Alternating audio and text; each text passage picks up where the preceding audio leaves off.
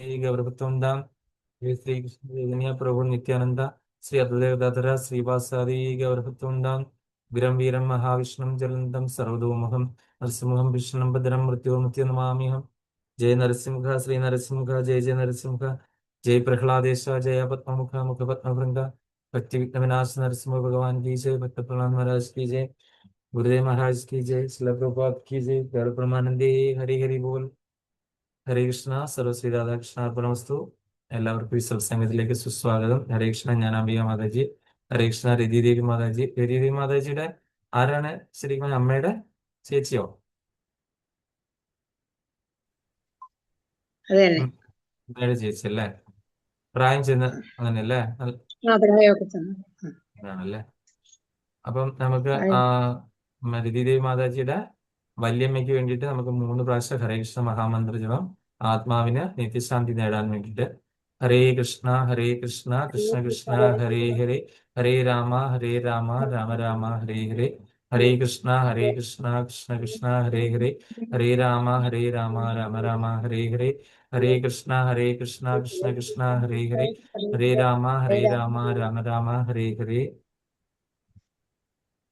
ഇന്നത്തെ നമ്മളുടെ ജപം നമ്മള് സമർപ്പിക്കുന്നത് ഞാൻ തുടങ്ങിയ സമയത്ത് തന്നെ ആ ഒരു നിശ്ചയത്തോടു കൂടിയായിരുന്നു. നമുക്കറിയാം നാട്ടിൽ എല്ലായിടത്തും പ്രളയമാണ്. ഇന്ന് അംഗസംഖ്യ കുറവായപ്പോൾ തന്നെ അറിയുന്നത് പലയിടത്തും കറണ്ട് ഇല്ല.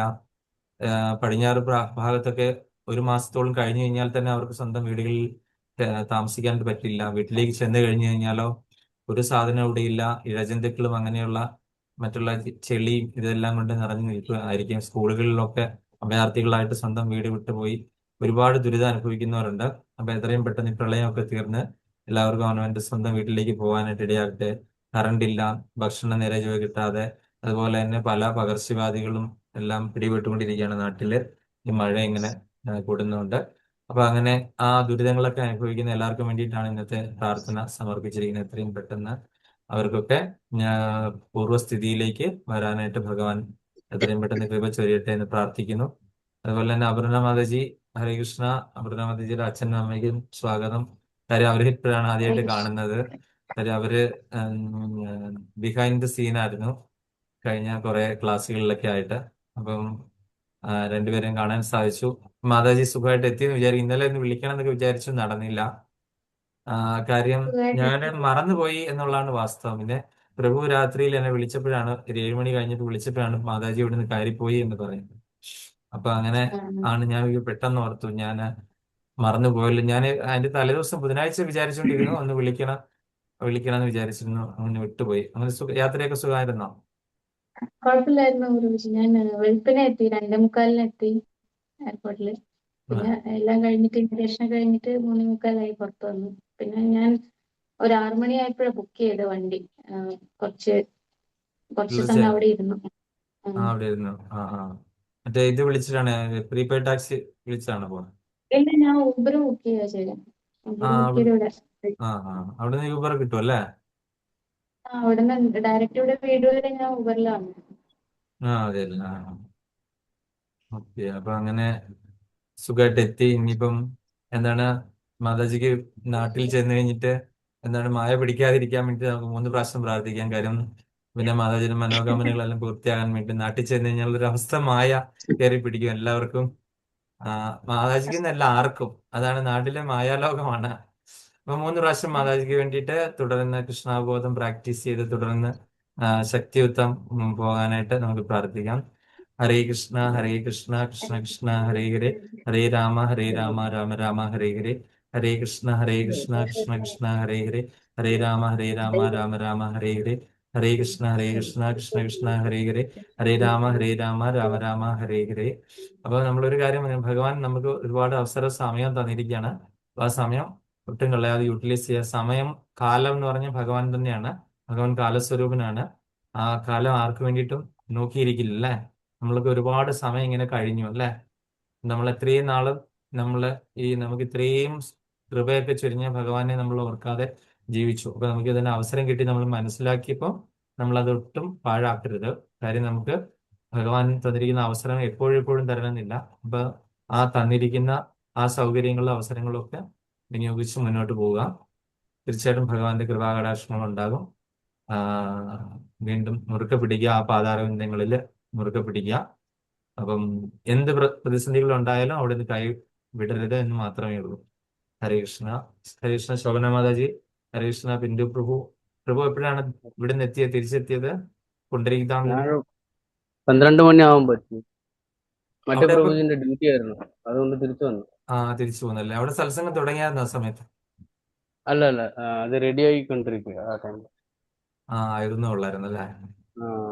മറ്റേ പങ്കജ് പ്രഭുജിനെ കണ്ടിട്ട് വന്നു. മറ്റേ പ്രഭുജില്ലേ, അവിടെ അവിടുത്തെ ഫാം പ്രസിഡന്റ്. ഹൗസ് ഉള്ളത്, ഫാം ഹൗസ് ഉള്ള അല്ല അല്ല, പ്രഭുവാണോ? മറ്റേ അവിടുത്തെ പ്രസിഡന്റ് ആ ബ്രഹ്മചാരി പ്രഭുജി. ആ ആ പ്രഭുജിനെ കണ്ടിട്ട് മാത്രം തിരിച്ചു വന്നു. അതെ അല്ല. ഹരേ കൃഷ്ണ ശാന്തകുമാരി മാതാജി. ഹരേ കൃഷ്ണ ഉത്തമ ഭക്തി രോഹിണി ദേവിദാസി മാതാജി. ഹരേ കൃഷ്ണ കൃഷ്ണകുമാരി മാതാജി. ഹരേ കൃഷ്ണ പത്മ മാതാജി. എല്ലാവർക്കും സുസ്വാഗതം. നമുക്കിന്ന് നമ്മൾ എടുത്തുകൊണ്ടിരിക്കുന്നത് ഹരേ കൃഷ്ണ മാതാജി. അപ്പൊ നമ്മള് ഇപ്പം എടുത്തുകൊണ്ടിരിക്കുന്ന ഭഗവത്ഗീതയിലെ 6-ാമത്തെ അധ്യായം ധ്യാന യോഗമാണ്.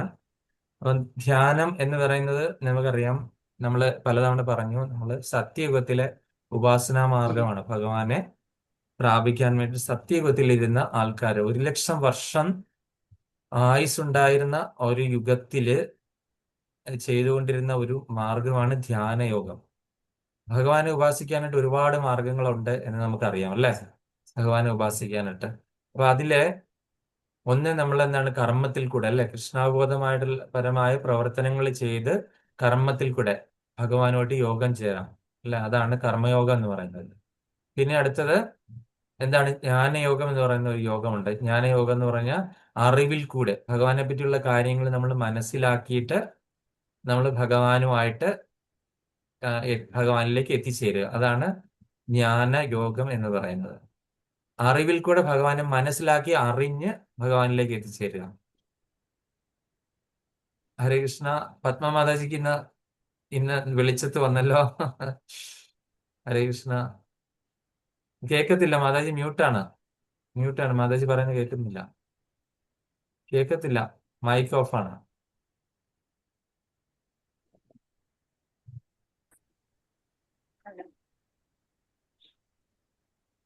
കൊച്ചുമോളുണ്ട് അതുകൊണ്ടാ. അതെ അല്ലേ. ഹരേ കൃഷ്ണ. കൊച്ചുമോളുടെ ഡൽഹിയിൽ നിന്ന് വന്നായിരുന്നു എല്ലാരും അവര്. ഉണ്ട്. എല്ലാരും വന്നില്ല, അവധിയായപ്പോ വന്നായിരുന്നു അല്ലേ? ഹരേ അവധിയായിട്ട് കൃഷ്ണ. മരുമോളെ അതെ അല്ലേ. ഹരേ കൃഷ്ണ. ഹരേ കൃഷ്ണ. സന്തോഷം എല്ലാരെയും കാണാൻ സാധിച്ചതില്. ഓക്കെ. ഹരേ കൃഷ്ണ. ഇവളെന്തെങ്കിലും നാളെ ചോദിക്കാറുണ്ടായിരുന്നു. അതെ അല്ലേ. ആ നല്ല കാര്യം. എന്തായാലും ഒരുപാട് സന്തോഷം എല്ലാരെയും കണ്ടതിലും. ഭഗവാന്റെ കൃപാകടാക്ഷങ്ങൾ ഉണ്ടാകട്ടെ എല്ലാവർക്കും പ്രാർത്ഥിക്കുന്നു. ആ. അപ്പം ഹരേ കൃഷ്ണ. അപ്പൊ നമ്മള് ഭഗവാനെ അതുപോലെ തന്നെ വേറൊരു മാർഗമാണ് ധ്യാനയോഗം അല്ലെ? ധ്യാനയോഗം, ധ്യാനത്തിൽ കൂടെ, മെഡിറ്റേഷനിൽ കൂടെ ഭഗവാനെ ഉപാസിക്കുക. അപ്പൊ മെഡിറ്റേഷനിൽ കൂടെ ഉപാസിക്കുന്ന ആ ഒരു രീതി. പക്ഷെ ഭഗവാൻ ഏറ്റവും ഇഷ്ടം എന്താണ്? ഭക്തിയിൽ കൂടെ ഉപാസിക്കുന്നവരെയാണ് കൂടുതൽ ഇഷ്ടം. കാര്യം മറ്റുള്ള മാർഗങ്ങളൊക്കെ തന്നെ ചെയ്യാമെങ്കിലും നമ്മൾ ഇപ്പോഴും അത് ചെയ്തുകൊണ്ടിരിക്കുകയാണെന്നുണ്ടെങ്കിലും ഭഗവാൻ ഏറ്റവും ഇഷ്ടം ഭക്തിയിൽ കൂടെ ഉപാസിക്കുന്നതാണ് അല്ലെ? ഡിവോഷനിൽ കൂടെ. ഭക്തി യോഗമാണ് ഭഗവാൻ ഏറ്റവും കൂടുതൽ ഇഷ്ടമുള്ള യോഗം അല്ലെ? ഭഗവാൻ അപ്പൊ എല്ലാ യോഗവും അർജുനന് പറഞ്ഞു കൊടുക്കുന്നുണ്ട് അല്ലെ? ഈ പറയുന്ന മാർഗങ്ങളെല്ലാം ഉണ്ട്, നിനക്ക് ഏതാണ് അഭിരുചി എന്നാൽ ആ മാർഗം നീ തിരഞ്ഞെടുക്കുക എന്നാണ് പറയുന്നത്. നിർബന്ധിക്കുന്നില്ല ഇന്ന മാർഗത്തിൽ കൂടെ പോകാവുള്ളൂ എന്നല്ലേ? ഇതിൽ ഏത് മാർഗത്തിൽ കൂടെ പോയാലും നമുക്ക് ഭഗവാനെ പ്രാപിക്കാം.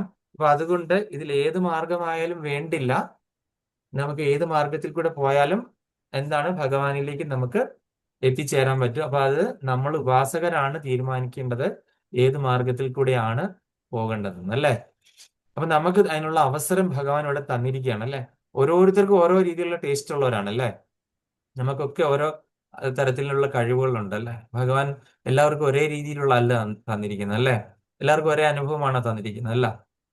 വ്യത്യസ്തമായ അനുഭവങ്ങളാണ്. നമുക്ക് ഓരോന്നിനും അഭിരുചിയുണ്ട്. ചിലർക്ക് പാട്ട് പാടാൻ അറിയാം, ചിലർക്ക് വാദ്യോപകരണങ്ങൾ വായിക്കാൻ അറിയാം, ചിലർക്ക് നല്ല രീതിയിൽ പ്രസംഗിക്കാൻ അറിയാം. അപ്പം ഈ ഓരോരുത്തർക്കും അതിൻ്റെതായ അഭിരുചി തന്നിരിക്കുന്ന പോലെ ഭഗവാനിലേക്ക് എത്താൻ വേണ്ടിയിട്ട് ഭഗവാൻ പല മാർഗങ്ങളും തന്നിരിക്കുന്നു.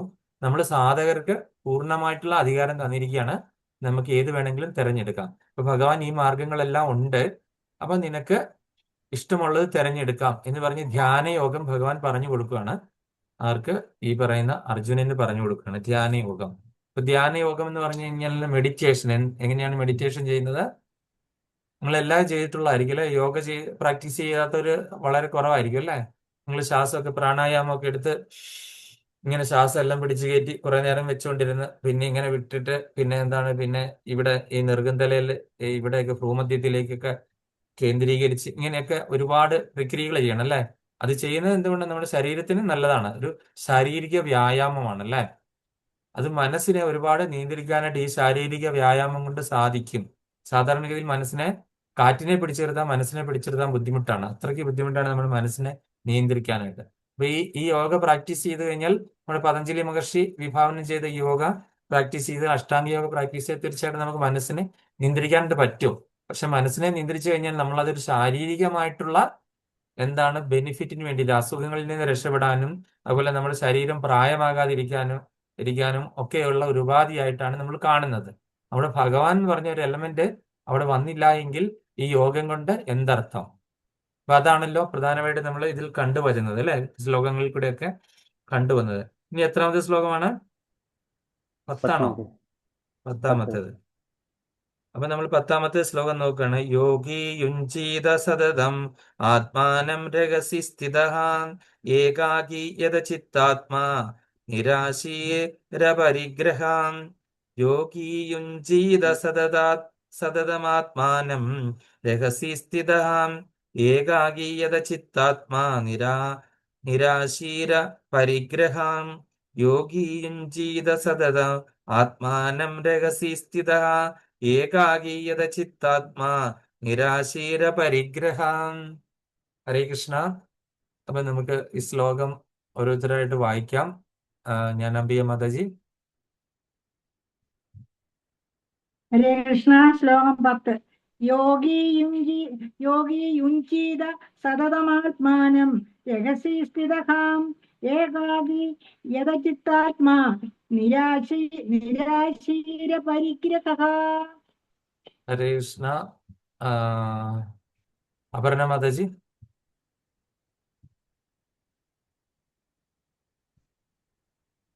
ഹരേ കൃഷ്ണ. യോഗി യുഞ്ജീത സതതമാത്മാനം രഹസി സ്ഥിതഃ ഏകാകി യതചിത്താത്മാ നിരാശീര പരിഗ്രഹ. ഹരേ കൃഷ്ണ. ഹരേ കൃഷ്ണ. ശോഭന മാതാജി. ഹരേ കൃഷ്ണ പ്രഭു. ഓ നമോ ഭഗവതേ വാസുദേവായ. ശ്ലോകം 10. യോഗി യുജീത സതതാത്മാനം രഹസി സ്ഥിതഃ ഏകാംഗി തദചിത്താത്മാ നിരാശീര പരിഗ്രഹ. ഹരേ കൃഷ്ണ. ഹരേ കൃഷ്ണ പ്രഭു. ശിലപ്രഭുപാദരുടെ പ്രധാനപ്പെട്ട തർജ്ജമ. ജയ് ശിലപ്രഭുപാദ്. യോഗി രഹസി വിജന സ്ഥലത്ത് ഏകാഗിയായി സ്ഥിതനായി യഥചിത്താത്മ മനസ്സിനെ സംയമിച്ചവനായി നിരാശി മറ്റൊന്നിനോടും ആകർഷണമില്ലാത്തവനായി അപരിഗ്രഹ സ്വാർത്ഥ ചിന്തയില്ലാതെ സതതം എപ്പോഴും ആത്മാനം സ്വയം യുഞ്ജീത കൃഷ്ണാവബോധത്തിൽ കേന്ദ്രീകരിക്കണം. വിവർത്തനം ഭാവാർത്ഥം ഡിവൈൻ ഗ്രേസ് എ.സി. ഭക്തിവേദാന്ത സ്വാമി ശിലപ്രഭുപാദ്. ജയ് ശിലപ്രഭുപാദ്. ഒരു അതീന്ദ്രിയ ജ്ഞാനി എപ്പോഴും തന്റെ ശരീരം, മനസ്സ്, ആത്മാവ് എന്നിവയെ പരമപുരുഷനുമായുള്ള ബന്ധത്തിൽ ഏർപ്പെടുത്തണം. വിജന സ്ഥലത്ത് ഒറ്റയ്ക്ക് താമസിക്കുകയും മനസ്സിനെ ശ്രദ്ധയോടെ നിയന്ത്രിക്കുകയും വേണം. അയാൾക്ക് യാതൊന്നിലും ആശയോ മമതയോ തോന്നരുത്. അപ്പം ഇവിടെ ആ യോഗ പ്രോസസ്സ് ഇങ്ങനെ പോകുന്ന ആ ഒരു പാത്തി ആണ് നമ്മൾ പറഞ്ഞിരിക്കുന്നത് അല്ലേ?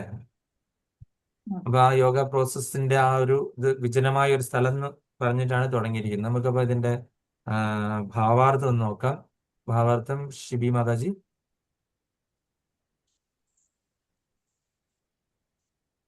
ഹരേ കൃഷ്ണ മാതാജി. ഷിബി മാതാജി കേൾക്കാമോ?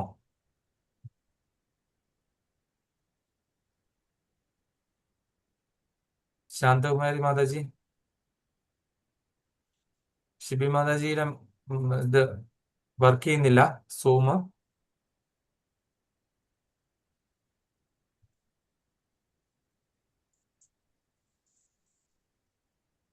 ഹരേ കൃഷ്ണ. ആദ്യം ബ്ലാക്ക് ആയിട്ടുണ്ടായിരുന്നു, കുറച്ച് സമയത്തേക്ക് വിളിച്ചിട്ടുണ്ടായിരുന്നു അല്ലേ? ഹരേ കൃഷ്ണ. വായിക്കട്ടെ എന്നാലേ. ഹരേ കൃഷ്ണ. ഭാവാർത്ഥം. ബ്രഹ്മം, പരമാത്മാവ്, ഭഗവാൻ എന്നിങ്ങനെ കൃഷ്ണൻ വിവിധ ഭാഗങ്ങളിൽ സാക്ഷാത്കരിക്കപ്പെടുന്നു. കൃഷ്ണാവബോധം എന്നാൽ എപ്പോഴും അതീന്ദ്രിയമായ പ്രേമത്തോടെ ഭഗവത് സേവനം അനുഷ്ഠിക്കുക എന്നർത്ഥം. അവ്യക്തി ബ്രഹ്മഗതത്തോടും പരമാത്മാവിനോടും മമതയുള്ളവരും ഭാഗികമായി കൃഷ്ണാവബോധം നേടിയവർ തന്നെ.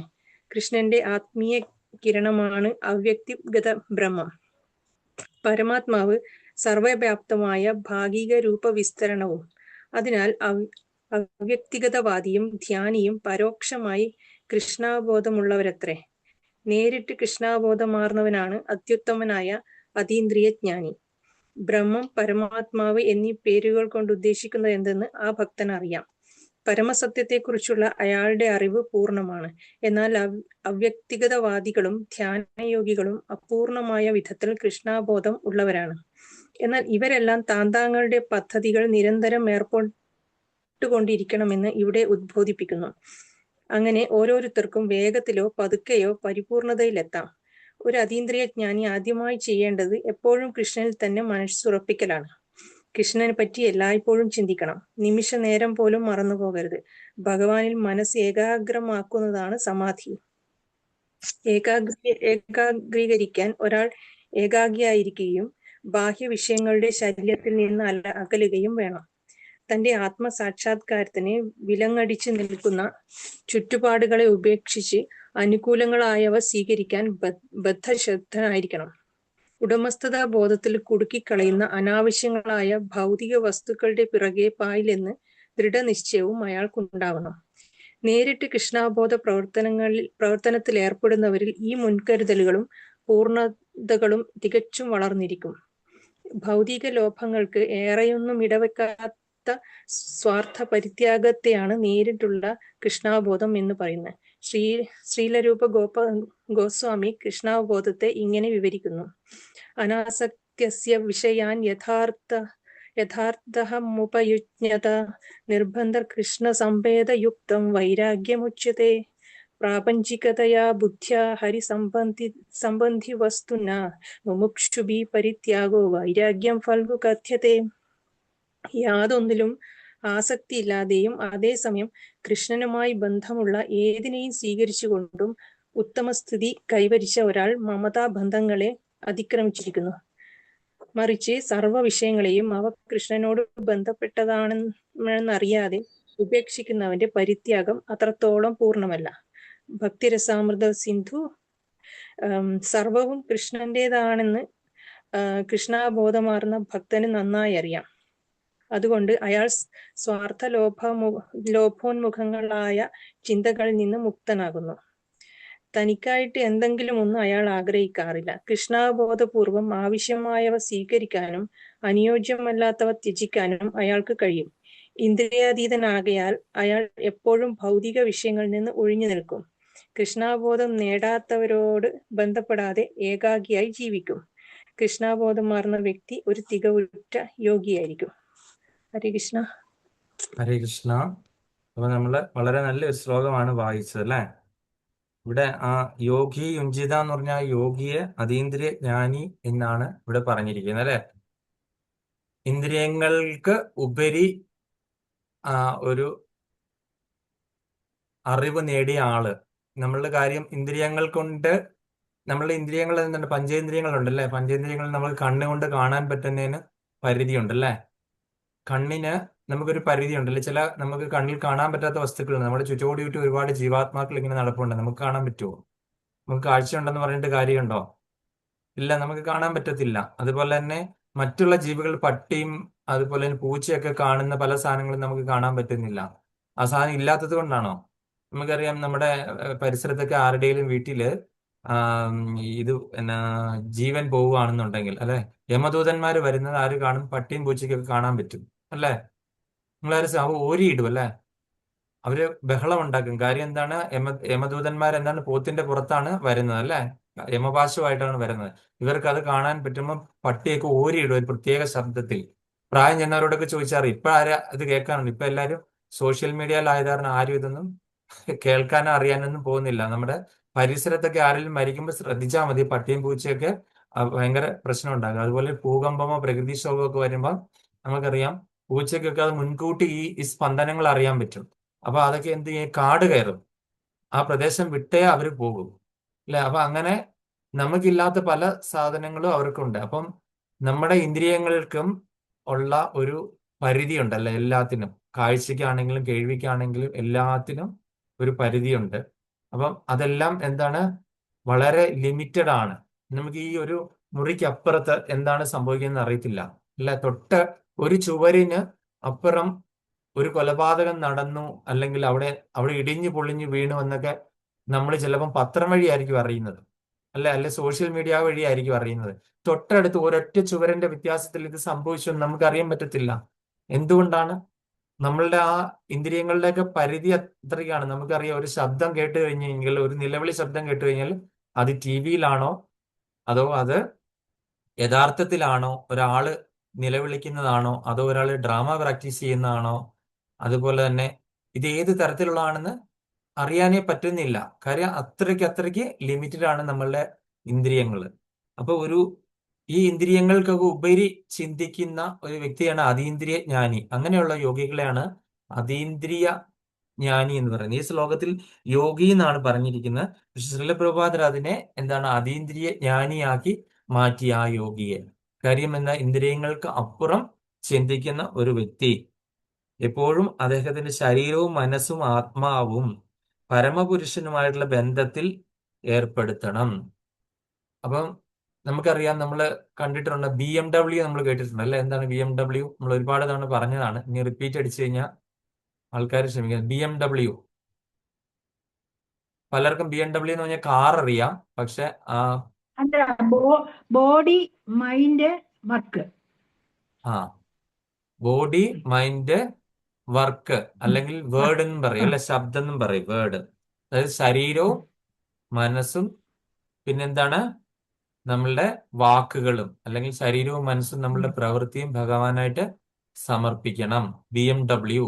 അപ്പൊ നമ്മൾ BMW കാറ് വാങ്ങാനായിട്ടല്ല പറയുന്നത്. അറ്റ്ലീസ്റ്റ് നിങ്ങളുടെ ബോഡി മൈൻഡ് വർക്ക് ഭഗവാനിൽ സമർപ്പിക്കുക. ആ കാറ് ഭഗവാനിൽ സമർപ്പിച്ചു കഴിഞ്ഞാൽ എന്തെങ്കിലും ഒരു കാർ എന്തിനാണ് ഭഗവാൻ അല്ലേ? ത്രൈലോക്യനാഥനായിട്ടുള്ള ഭഗവാൻ ഒരു BMW കാർ കൊടുത്തിട്ട് എന്താണ് കാര്യം അല്ലേ? ഭഗവാൻ അതിന്റെ ആവശ്യമുണ്ടോ? ഇല്ലേ. ഭഗവാൻ അതിന് എന്താണ് കൊടുക്കേണ്ടത്? ഈ BMW എന്ന് നമ്മുടെ ശരീരത്തിന്റെയും മനസ്സിന്റെയും അതുപോലെ തന്നെ നമ്മളുടെ പ്രവൃത്തിയും ഭഗവാനിൽ സമർപ്പിക്കുക, അല്ലെങ്കിൽ നമ്മളുടെ വാക്കുകൾ, അതായത് ഭഗവാനിൽ സമർപ്പിക്കുക. അപ്പം അങ്ങനെ വേണം ഒരു അതീന്ദ്രിയ ജ്ഞാനിയായിട്ടുള്ള, അല്ലെങ്കിൽ നമ്മൾ ഇവിടെ ഈ ശ്ലോകത്തിൽ പറഞ്ഞിട്ടുള്ള യോഗി ചെയ്യേണ്ടത്. വിജനമായ സ്ഥലത്ത് ഒറ്റയ്ക്ക് താമസിക്കും മനസ്സിനെ ശ്രദ്ധയോടെ നിയന്ത്രിക്കുകയും വേണം. വിജനമായ സ്ഥലം, ഇപ്പൊ നമ്മളിപ്പോ ജനവാസത്തിൽ താമസിച്ചുള്ള ഒരു കുഴപ്പം എന്താണ്? പബ്ലിക്കുമായിട്ട് നമ്മൾ ജനവാസമായിട്ട് സംബന്ധിച്ച് ജനനിബിഡമായി നമ്മൾ പബ്ലിക് വിഷയങ്ങളിലൊക്കെ നമ്മൾ ഇൻവോൾവ് ആകും അല്ലെ. ഗ്രാമകഥ കേൾക്കും അല്ലെ. നമുക്കിപ്പോ എന്തെല്ലാം ഗ്രാമകഥകളുണ്ട്. ഇപ്പൊ അപർണ മാതാജി ഇപ്പൊ ഇത്രയും നാളും കൂടി നാട്ടിലേക്ക് എന്ത് ചെയ്യാം, തൊട്ട അയൽവക്കത്തേക്ക് ചെന്ന് കഴിഞ്ഞാൽ നമുക്ക് എന്തുമാത്രം വിവരങ്ങൾ അവരിൽ നിന്ന് കിട്ടും അല്ലെ. ഒരുപാട് ഗ്രാമകഥകൾ അല്ലെ. ചുമ്മാ ഇങ്ങനെ വിവരം പറഞ്ഞു, അതുകൊണ്ട് എന്തെങ്കിലും കാര്യമുണ്ടോ? ഇല്ല അല്ലെ. അവർ കൂടുതലും പറയുന്നത് ചിലപ്പോൾ ആരുടെയും കുശുമ്പോ, അല്ലെങ്കിൽ ആരെ പറ്റിയുള്ള മോശമോ, അങ്ങനെ ചില ആൾക്കാർ അതിനു വേണ്ടി തന്നെ ഇരിക്കുന്നുണ്ട് അല്ലെ. നമ്മൾ പോയി കഴിയുമ്പോൾ നമ്മളെ പറ്റി അവര് കുറ്റം പറയുകയും ചെയ്യും അല്ലെ.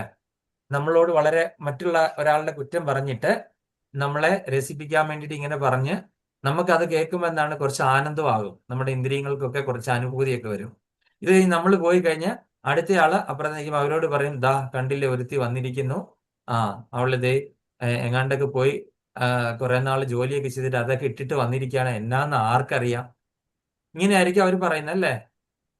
ആർക്കറിയാം. ഈ ഒരു രീതിയിൽ അവർ അടുത്ത ആളോട് പറയും. ഇങ്ങനെയുള്ള വ്യക്തികളെ നമ്മൾ കാണുന്നുണ്ടല്ലോ അല്ലെ. അപ്പൊ ഇവരുമായിട്ടുള്ള സംസർഗം ചെയ്യുന്ന സമയത്ത് നമുക്ക് എങ്ങനെ നമുക്ക് ഈ ധ്യാന യോഗത്തിൽ നമുക്ക് കോൺസെൻട്രേറ്റ് ചെയ്യാൻ പറ്റും? നമുക്ക് പറ്റില്ലല്ലേ. കാര്യം എന്താണ്, നമ്മളുടെ ഇന്ദ്രിയങ്ങൾക്കൊക്കെ ഒരു പ്രത്യേക ടെൻഡൻസി ഉണ്ടല്ലേ. എവിടെയെങ്കിലും ആരെ പറ്റിയാലും മോശമായിട്ടൊന്ന് പറഞ്ഞു കഴിഞ്ഞാൽ അത് ഇങ്ങനെ ശ്രദ്ധിക്കാനായിട്ടുള്ള ഒരു ടെൻഡൻസി നമുക്ക് എല്ലാവർക്കും ബൈ ബർത്ത് ആയിട്ടുണ്ട്. അത് മായയുടെ ഇൻഫ്ലുവൻസ് ആണത്. മായയുടെ ഇൻഫ്ലുവൻസ് ആണത് അല്ലെ. നമുക്ക് ഇങ്ങനെ ഒന്ന് ശ്രദ്ധിക്കാനായിട്ട്, അല്ലെങ്കിൽ നോക്കാൻ പാടില്ലാത്ത ഒരു സ്ഥലത്തേക്ക് നോക്കാൻ, കേൾക്കാൻ പാടില്ലാത്ത ഒരു സാധനം കേൾക്കാനായിട്ട് ഒരു ടെൻഡൻസി എനിക്ക് അടക്കമുള്ളതാണ് ഞാൻ ഈ പറയുന്നത്. നിങ്ങൾക്കെന്നല്ല, എനിക്ക് അടക്കമുള്ള ഒരു ടെൻഡൻസിയാണ്. ബൈ ബർത്തിൽ നമുക്ക് കുറെ കിട്ടിയ സംഭവങ്ങളാണ്. നമ്മൾ ആരും പുണ്യാളന്മാരൊന്നും അല്ല, നമുക്കെല്ലാം അറിയാമല്ലോ അല്ലെ. നമ്മൾ ഓരോരുത്തരും എന്താണെന്ന് നമുക്ക് നമുക്കും അറിയാം, നമ്മുടെ ഉള്ളിലിരിക്കുന്ന ഭഗവാനും അറിയാം അല്ലേ. നമ്മൾ എത്ര വെള്ള പൂശി ഇങ്ങനെ നടന്ന് കഴിഞ്ഞു കഴിഞ്ഞാൽ, എത്ര നല്ലതായിട്ട് പബ്ലിക്കിൽ 2 പ്രസംഗം നടത്തിയാലും ഒരു ക്ലാസ് എടുത്തു കഴിഞ്ഞാലും നമ്മൾ ഓരോ വ്യക്തികളും എന്താണെന്ന് നമുക്കും നമ്മുടെ ഉള്ളിലിരിക്കുന്ന ഭഗവാൻ സാക്ഷിയായിട്ടിരിക്കണം, ഭഗവാനും അറിയാൻ പറ്റും അല്ലേ. നമ്മൾ ഓരോരുത്തരും എന്താണ്, നമ്മൾക്ക് വൈകല്യങ്ങളുണ്ട്. ശരിക്കും അംഗവൈകല്യം എന്ന് പറഞ്ഞാൽ നമ്മൾ ഒരാളുടെ അവയവത്തിനൊരു കേടുള്ള ആളെയാണോ വികലാംഗർ എന്ന് പറയുന്നത്? അല്ല. മാനസികമായിട്ടുള്ള വൈകല്യങ്ങളുള്ള നമ്മളെ പോലുള്ള ഒരുപാട് വ്യക്തികളുണ്ടല്ലേ. പല കാര്യങ്ങളിലും വീക്ക്നെസ്, ഇങ്ങനെ മറ്റുള്ളവരുടെ കുറ്റം പറയുന്നത് ശ്രദ്ധിക്കുക. എന്നാൽ ആരെങ്കിലും നമ്മളെ പറ്റി ഒരു കുറ്റം പറഞ്ഞു എന്ന് നമ്മൾ അറിയുമ്പോൾ എന്താണ്, നമുക്ക് ഭയങ്കരമായിട്ട് ഡിപ്രഷനായി അല്ലേ.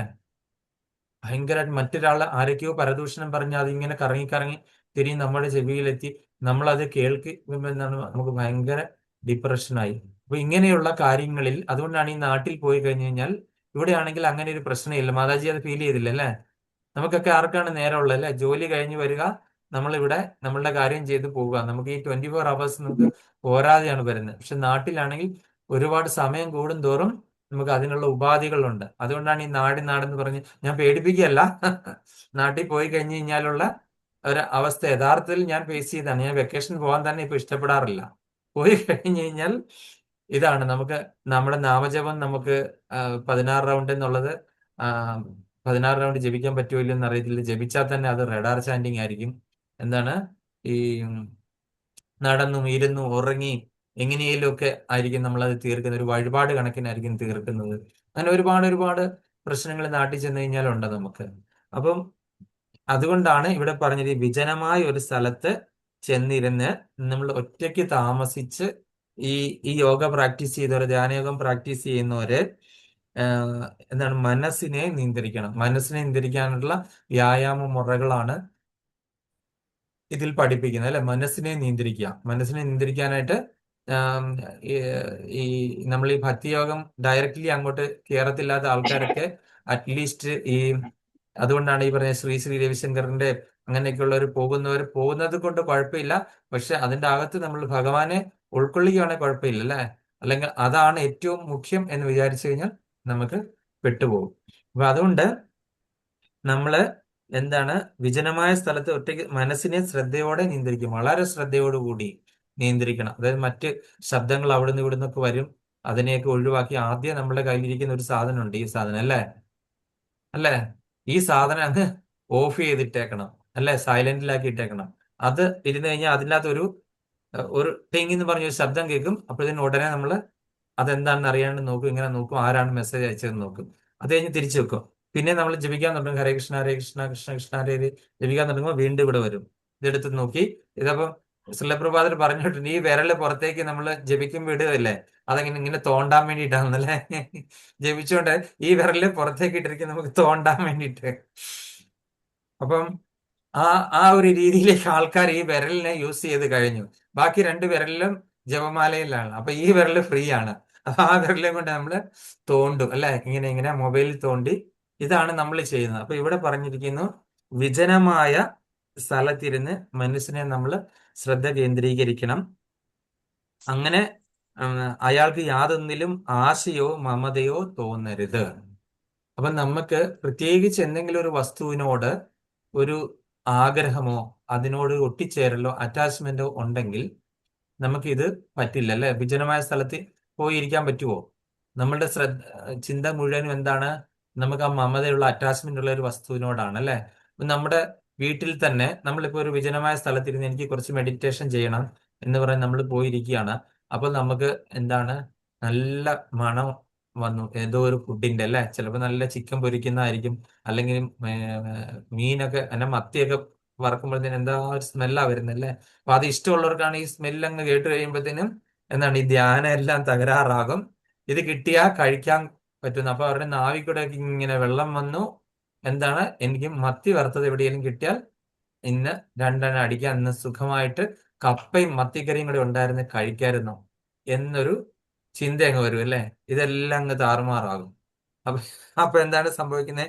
അപ്പൊ നമുക്ക് ഈ മമതയാണ് പ്രശ്നം. നമുക്ക് അല്ലെങ്കിൽ ചിലപ്പോൾ നമുക്ക് ഉണ്ടാകും ചില ആൾക്കാരോട് ഒരു അറ്റാച്ച്മെന്റ്. നമ്മളിങ്ങനെ ഒതുങ്ങിക്കൂടി മാറിയിരുന്നു കഴിഞ്ഞപ്പോൾ അവരെ കാണാനുള്ള ടെൻഡൻസി ചിലർക്ക് ചിലർ കുട്ടികളോട് ഭയങ്കര എപ്പോഴും അവരടുത്ത് വേണം, അല്ലെങ്കിൽ അവരെ നമ്മളൊന്ന് ഫ്രീ ആയിട്ട് വിടത്തില്ല. ഏത് സമയവും നമ്മളെ കണ്ണിന്റെ മുൻപിൽ വേണമായിരിക്കും. ഏത് സമയം അങ്ങോട്ടും ഇങ്ങോട്ടും മാറിയ ആ കുട്ടിയെ എന്ത് ചെയ്യും ചോദിച്ച് ഇങ്ങനെ തിരക്കിക്കൊണ്ടിരിക്കുന്ന ചില അമ്മമാരെ കാണാറുണ്ട് അല്ലെ.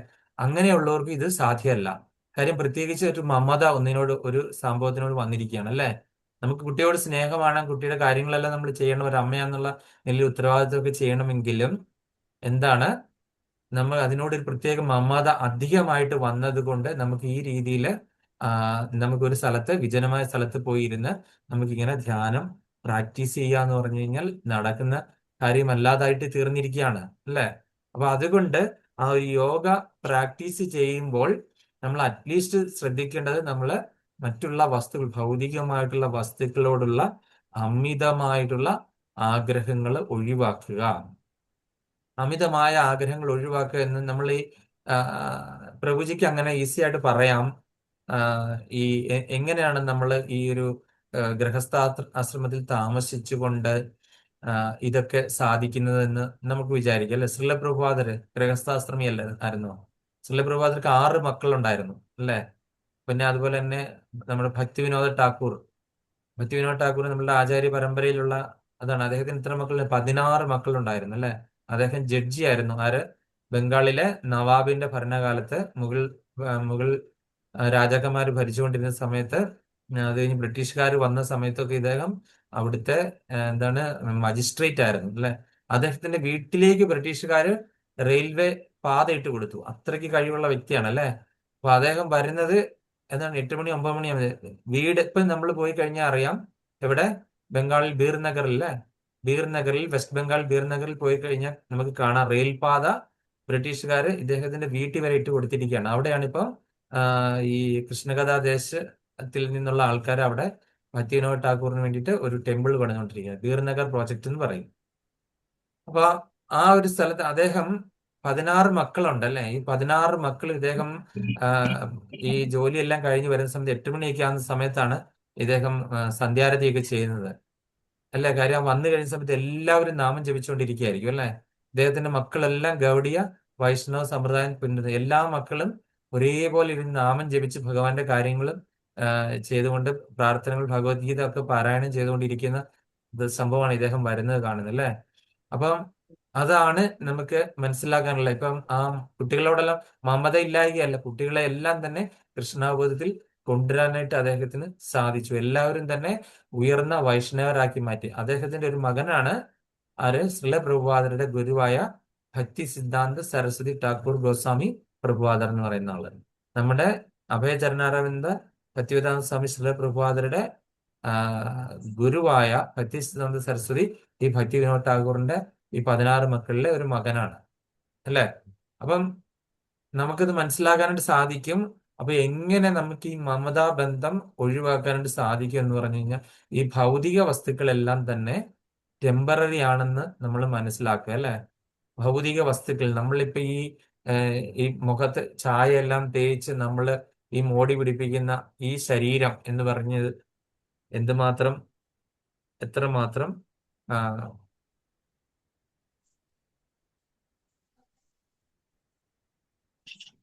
ഞാനൊരു ക്ലാസ്സിലാണ്, ഞാൻ പിന്നെ വിളിക്കാം. ഞാനൊരു ക്ലാസ്സിലാണ്, പിന്നെ വിളിക്കാം.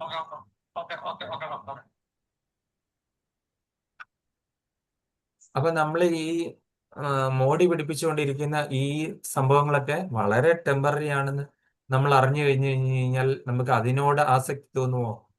ഇത് മോടി പിടിപ്പിക്കാനുള്ള വസ്തുക്കളോട്, ഇത് പെയിന്റ് അടിക്കാനുള്ള ഈ പുട്ടിയൊക്കെ ഇട്ടിട്ട് ചിലർ ഇങ്ങനെ മുഴുവനും ഒരു ദിവസം മുഴുവൻ ബ്യൂട്ടി പാർലറിൽ ഇരുന്നിട്ട് ചിലര് ഇവിടുത്തെ അറബി പെണ്ണുങ്ങളൊക്കെ പറയുന്നതാക്കും, ആഴ്ചയിൽ ഒന്നേ കുളിക്കുള്ളൂ, ആഴ്ചയിൽ ഒന്ന് ബ്യൂട്ടി പാർലറിൽ കയറി ഇവിടെ 2-3 സെന്റിമീറ്റർ കനത്തിൽ ഇതെല്ലാം പിടിപ്പിച്ചു കഴിഞ്ഞ് എന്താണ് പല്ല് പോലും തേക്കത്തില്ല, കാര്യം ഇളകി പോകല്ലോ എന്ന് വെച്ചിട്ടുണ്ട് വായി സ്പ്രേ അടിച്ചോണ്ട് നടക്കുന്നത്.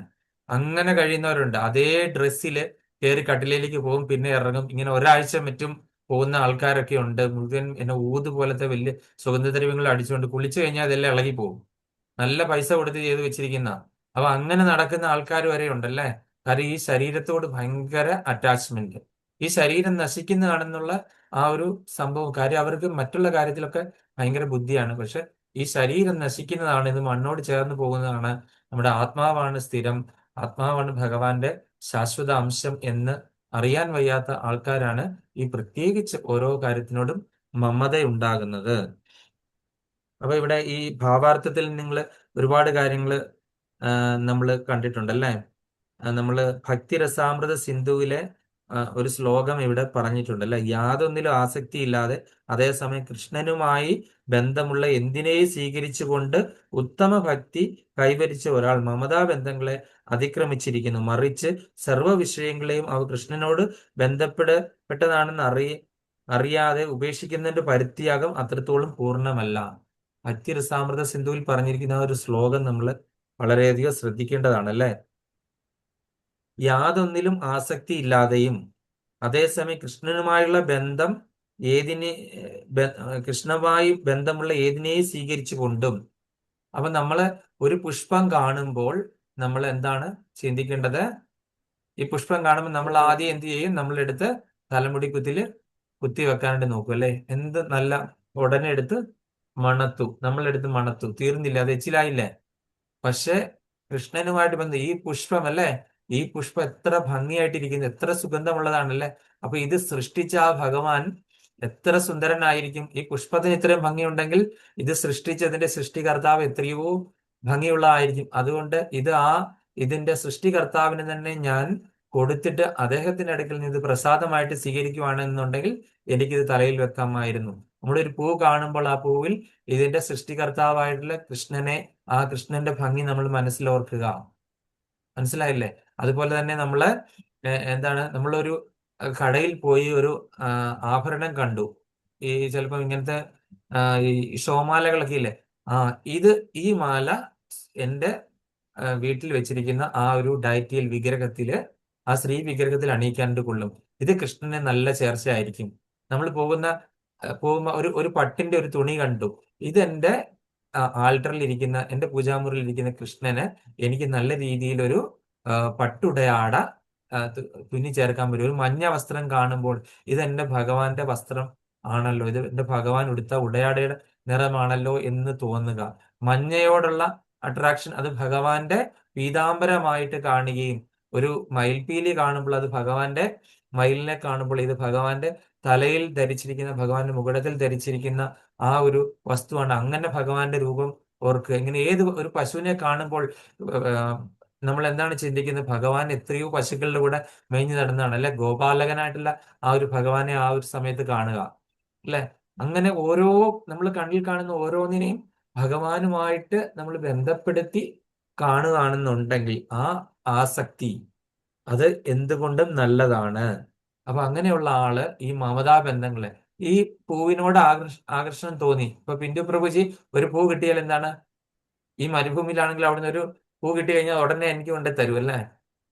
അവിടെ നിന്ന് ഒരു ഈന്തപ്പഴം കിട്ടിക്കഴിഞ്ഞാൽ ഇന്ന് കൊലയോടുകൂടി ഈന്തപ്പഴമാണ് എനിക്ക് കൊണ്ടേ തന്നത്.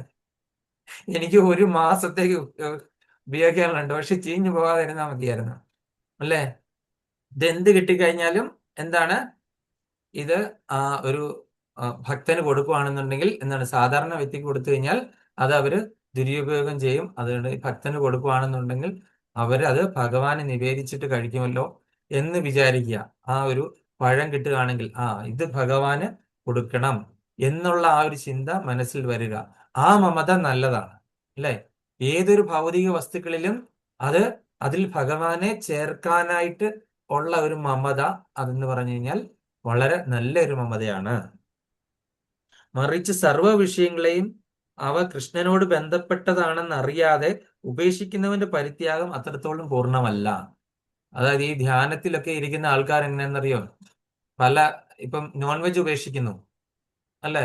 അതുപോലെ തന്നെ അവര് മറ്റുള്ള സ്ഥലങ്ങൾ കാണാനായിട്ട് പോകുന്നെല്ലാം ഉപേക്ഷിച്ചു. ഈ വിനോദസഞ്ചാര കേന്ദ്രങ്ങളിലൊന്നും പോകുന്നില്ല. പൊതുജനങ്ങളുമായിട്ട് സംസർഗം എല്ലാവരുമായിട്ട് ആവശ്യത്തിന് മാത്രം യുക്താഹാര വിഹാരസ്യ എന്ന് പറഞ്ഞിട്ട് നമ്മള് എന്താണ് ആഹാരം കുറയ്ക്കുന്നു. അത് ഒരു ദിവസം ഒരു നേരം, യോഗികളൊക്കെ ഒരു നേരമാണ് ഭക്ഷണം കഴിക്കുന്നത് അല്ലെ. അപ്പൊ അങ്ങനത്തെ എല്ലാ സർവ്വതും ഉപേക്ഷിച്ചു. പക്ഷെ അവിടെ കൃഷ്ണൻ എന്ന് പറഞ്ഞ ഒരു സങ്കല്പം അവിടെ ഇല്ല എങ്കിൽ ഇതെല്ലാം ഉപേക്ഷിച്ചിട്ട് എന്ത് കാര്യം? അതാണ് രൂപഗോസ്വാമി പറഞ്ഞിരിക്കുന്നത്. കൃഷ്ണനുമായിട്ട് അവിടെ ഒരു ബന്ധം ഈ ഉപേക്ഷിക്കുന്നതിലൊന്നും ഇല്ല എങ്കിൽ ഇതെല്ലാം ഉപേക്ഷിച്ചുകൊണ്ട് എന്ത് കാര്യം എന്നാണ് പറഞ്ഞിരിക്കുന്നത് അല്ലെ. മറ്റേത് ഏതു വസ്തുക്കളെയും നമുക്ക് മമതാബന്ധമാകാം. അതിലെല്ലാം നമ്മൾ കൃഷ്ണനുമായിട്ടൊരു ബന്ധം കണ്ടെത്തുവാണെന്നുണ്ടെങ്കിൽ നമുക്ക് ഏത് ഭൗതിക വസ്തുക്കളിലോളും ആകർഷണം തോന്നിക്കഴിഞ്ഞാലും കുഴപ്പമില്ല.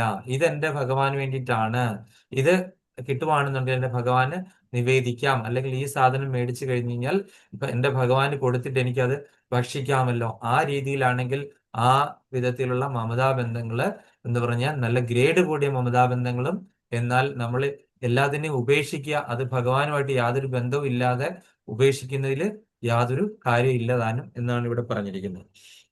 സർവ്വതും കൃഷ്ണന്റേതാണെന്ന് കൃഷ്ണാവബോധമാർന്ന ഭക്തന് നന്നായി അറിയാം. അതുകൊണ്ട് അയാൾ സ്വാർത്ഥ ലോഭമോഹങ്ങളെ ചിന്തകളിൽ നിന്ന് മുക്തനാകുന്നു. തനിക്കായി എന്തെങ്കിലും ഉണ്ടെന്ന് അയാൾ ആഗ്രഹിക്കാറില്ല. കൃഷ്ണാവബോധപൂർവ്വം ആവശ്യമായവ സ്വീകരിക്കാനും അനുയോജ്യമല്ലാതെ ത്യജിക്കാനും അയാൾക്ക് കഴിയും. അപ്പം നമ്മളെ പോലെ ഒരു സമചിത്തതയായിട്ടിരിക്കുന്ന ഒരാളെ സംബന്ധിച്ചിട്ട് നമുക്ക് വേണ്ടത് നമ്മൾ സ്വീകരിക്കാനും വേണ്ടാതെ തിരസ്കരിക്കാനും സാധിക്കും. നോ എന്ന് പറയേണ്ടടുത്ത് നോ എന്ന് പറയാൻ പഠിക്കണം, അല്ലേ? നമ്മളെ നമ്മളെ ഇതുപോലെ നമ്മൾ കൃഷ്ണാബോധത്തിൽ ഇരിക്കുന്ന നമുക്ക് അറിയാം, നമ്മളേക്ക് ഓരോ പാർട്ടികളിലൊക്കെ പോകേണ്ട ആവശ്യങ്ങളൊക്കെ വരും, അല്ലേ? അപ്പോൾ നമ്മളെ കൂട്ടുകാരൊക്കെ അറിയാം, നമ്മളെ ഇത് കഴിക്കുമ്പോൾ നോൺ വെജ് കഴിക്കാൻ നിർബന്ധിക്കും, അല്ലെങ്കിൽ മദ്യം കഴിക്കാൻ നിർബന്ധിക്കും.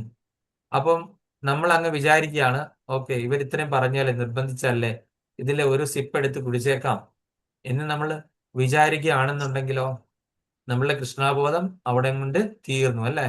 നമ്മൾ സാഹചര്യത്തിനനുസരിച്ചിട്ട് നമ്മൾ എന്താണ് മാറുന്ന ആ ഒരു വ്യക്തിത്വത്തിന് ഉടമയായി മാറി, നമ്മുടെ കൃഷ്ണാബോധം അവിടെ കൊണ്ട് പോയി. അതിൽ മറിച്ച് നമ്മൾ ഏതൊരു സാഹചര്യത്തിലും നമ്മൾ നോ പറയേണ്ടടുത്ത് നോ പറയാനായിട്ട് തന്നെ പഠിക്കണം. നമ്മൾ ഉപേക്ഷിച്ചതാണ്, ഇനി എനിക്കിത് വേണ്ട, അവരോട് നല്ല രീതിയിൽ പറഞ്ഞ് അവരോട് വഴക്കുണ്ടാക്കാൻ പോകരുത്, എനിക്കിത് താല്പര്യമില്ല, ദയവ് ചെയ്തിട്ട് എന്നെ നിർബന്ധിക്കരുത്, ഞാൻ നിങ്ങളുടെ കൂടെ ഇതിലൊക്കെ ചേരാം, പക്ഷെ എനിക്ക് വേണ്ടാത്ത കാര്യങ്ങളിൽ എന്നോട് നിർബന്ധിക്കരുത്, നിങ്ങൾ ആവശ്യാനുസരണം ഭക്ഷിച്ചു, ഞാൻ അത് കണ്ട് സന്തോഷിച്ചോളാം എന്ന് പറഞ്ഞ് നമുക്ക് മാറി നിൽക്കാണ്ട് നമുക്ക് കഴിയണം, ഏത് സാഹചര്യം ഉണ്ടായാലും. അയാൾ എപ്പോഴും ഭൗതിക വിഷയങ്ങളിൽ നിന്ന് ഒഴിഞ്ഞു നിൽക്കും. കൃഷ്ണാവബോധം നേടാത്തവരോട് ബന്ധപ്പെടാതെ ഏകാഗിയായിട്ട് ജീവിക്കും. ഇങ്ങനെയൊക്കെ കുറച്ച് കഴിയുമ്പോൾ എന്താണ്, അങ്ങനെയുള്ള വ്യക്തികളോട് അടുക്കാനായിട്ട് അവർ കൂട്ടാക്കത്തില്ല, അല്ലെ? നമ്മളിപ്പോ 1-2 പ്രാവശ്യം അവര് റെസിസ്റ്റ് ചെയ്ത് കഴിയുമ്പോൾ അവർ പിന്നീട് നമ്മളുടെ അടുക്ക് വരാനായിട്ട്, കാര്യം ഇവനെ അവിടെ കൊണ്ട് വിളിച്ചു വരുത്തിയിട്ട് ഇവൻ അതിലൊന്നും കൂടില്ല, ഇവൻ അത് ഭക്ഷിക്കില്ല. അതുപോലെ തന്നെ ഇവൻ നമ്മളുടെ കൂടെ ഈ എൻജോയ്മെന്റിന് അല്ലെങ്കിൽ ഗ്രാമകഥ പറയാനോ മറ്റുള്ളവരുടെ കുറ്റം പറയാനോ അല്ലെങ്കിൽ ഇങ്ങനെ എന്താണ് ഈ ചാടി തിമിർത്ത് ആ ഇതിനും അടിച്ചു പൊളിക്കൊന്നും വരത്തില്ല എന്ന് മനസ്സിലാക്കി കഴിഞ്ഞാൽ അവർ പതിയെ പതിയെ നമ്മുടെ അടുക്കിൽ നിന്ന് വിട്ടുപോയിക്കൊള്ളും. അപ്പൊ അങ്ങനെ നമുക്ക് ഏകാഗിയായിട്ട് കൃഷ്ണാബോധത്തോടുകൂടി മുന്നോട്ട് പോകാൻ പറ്റും. അപ്പൊ നമുക്ക് അങ്ങനെയൊക്കെ നമ്മൾ ആ ഒരു രീതിയിലാണ് നമ്മൾ അതിനെ എടുക്കുന്നതെങ്കിൽ, ഏത് സാഹചര്യം ഉണ്ടായാലും നമ്മൾ കൃഷ്ണഭക്തിക്ക് നമ്മളൊരു കുറവ് വരുത്താതെ ആ ഒരു സാഹചര്യത്തെ നമ്മൾ അതിജീവിക്കാനായിട്ട് നമ്മൾ പഠിച്ചുവെങ്കിൽ നമുക്ക് പിന്നെ ഒരിക്കലും നമുക്ക് പുറകോട്ട് നോക്കേണ്ട ആവശ്യമില്ല. കാര്യം ഭഗവാൻ ബാക്കിയുള്ള കാര്യങ്ങളെല്ലാം നമുക്ക് ചെയ്തു തരും. നമ്മൾ ഒരു പടി അങ്ങോട്ട് വെച്ച് കഴിഞ്ഞാൽ 10 പടി ഭഗവാൻ ഇങ്ങോട്ടേക്ക് വെക്കും, അല്ലെ? കൃഷ്ണാബോധത്തിൽ ഒരു ചെറിയ മുന്നേറ്റം പോലും എന്താണ് വലിയ വലിയ അപകടങ്ങളിൽ നിന്ന് നമ്മളെ രക്ഷപ്പെടുത്തും. നേഹാഭിക്രമ നാശോസ്തി എന്ന് പറഞ്ഞ ശ്ലോകമില്ലേ, സ്വല്പം അല്പസ്യ ധർമ്മസ്യ പ്രായതോ മഹദോ ഭയാൻ. സ്വല്പം അല്പമെങ്കിലും നമ്മൾ കൃഷ്ണാബോധത്തിൽ നമ്മൾ മുന്നോട്ട് വെക്കുകയാണെന്നുണ്ടെങ്കിൽ എന്താണ്, വലിയ വലിയ ഭയങ്ങളിൽ നിന്ന് നമ്മളെ അത് രക്ഷപ്പെടുത്തും. വലിയ വലിയ ഭയങ്ങൾ. ഇതെന്താണ് ഏറ്റവും വലിയ ഭയം ഏതാണ്? നമ്മളുടെ മരണഭയം. അപ്പം മരണഭയം, മരണം വരുവോ പോകുകയോ ചെയ്തോട്ടെ, നമുക്ക് ഭയമേ ഇല്ല. അല്ലെങ്കിൽ ഏറ്റവും വലിയ ഭരണം ഒരാൾ ജനിക്കുമ്പോൾ തൊട്ട് കൂടെ നടക്കുന്ന ഭയമാണ്. ജീവികളാണെങ്കിലും ആരാണെങ്കിലും, നമ്മുടെ അടുത്തുള്ളൊരു പൂച്ചയാണെങ്കിലും ഒരു പ്രാവാണെങ്കിലും കിളികളാണെങ്കിലും എല്ലാവർക്കും ജനിക്കുമ്പോൾ മുതൽ കൂടെ ഉള്ള ഒരു ഭയമാണ് മരണഭയം, അല്ലേ? ഏത് ജീവിതം ജനിച്ചു പോയ ഏതൊരു വ്യക്തിക്കും ഇത് കൂടെപ്പിറപ്പായിട്ട് നമ്മുടെ കൂടെ ഉണ്ടല്ലേ. മരണം വരുവോ പോകുവോ എന്തോ ആയിക്കോട്ടെ, നമ്മൾക്ക് എന്താണ്, നമുക്ക് മോക്ഷം ആരെങ്കിലും ആഗ്രഹിക്കുമോ? നമ്മൾ കൃഷ്ണാബോധത്തിലുള്ള ആൾക്കാർക്ക് മോക്ഷമേ വേണ്ട, അല്ലേ? മോക്ഷമേ വേണ്ട. ഇനി ഞാൻ ആ ഒരു ശ്ലോകമാണ് രാവിലത്തെ ക്ലാസ്സിൽ എടുത്തത്. കൃഷ്ണാബോധത്തിലുള്ള ഒരാൾക്ക് മോക്ഷമേ വേണ്ട. കാര്യം എന്താണ്? മോക്ഷം എന്ന് പറഞ്ഞ ഒരു ബാധ്യതയാണ്, അല്ലെങ്കിൽ ഒരു പോസ്റ്റാണ്, അല്ലെ? എവിടെയെങ്കിലും കൊണ്ട് നമ്മളെ അവിടെ ഇരുത്തുകയാണ് അല്ലേ?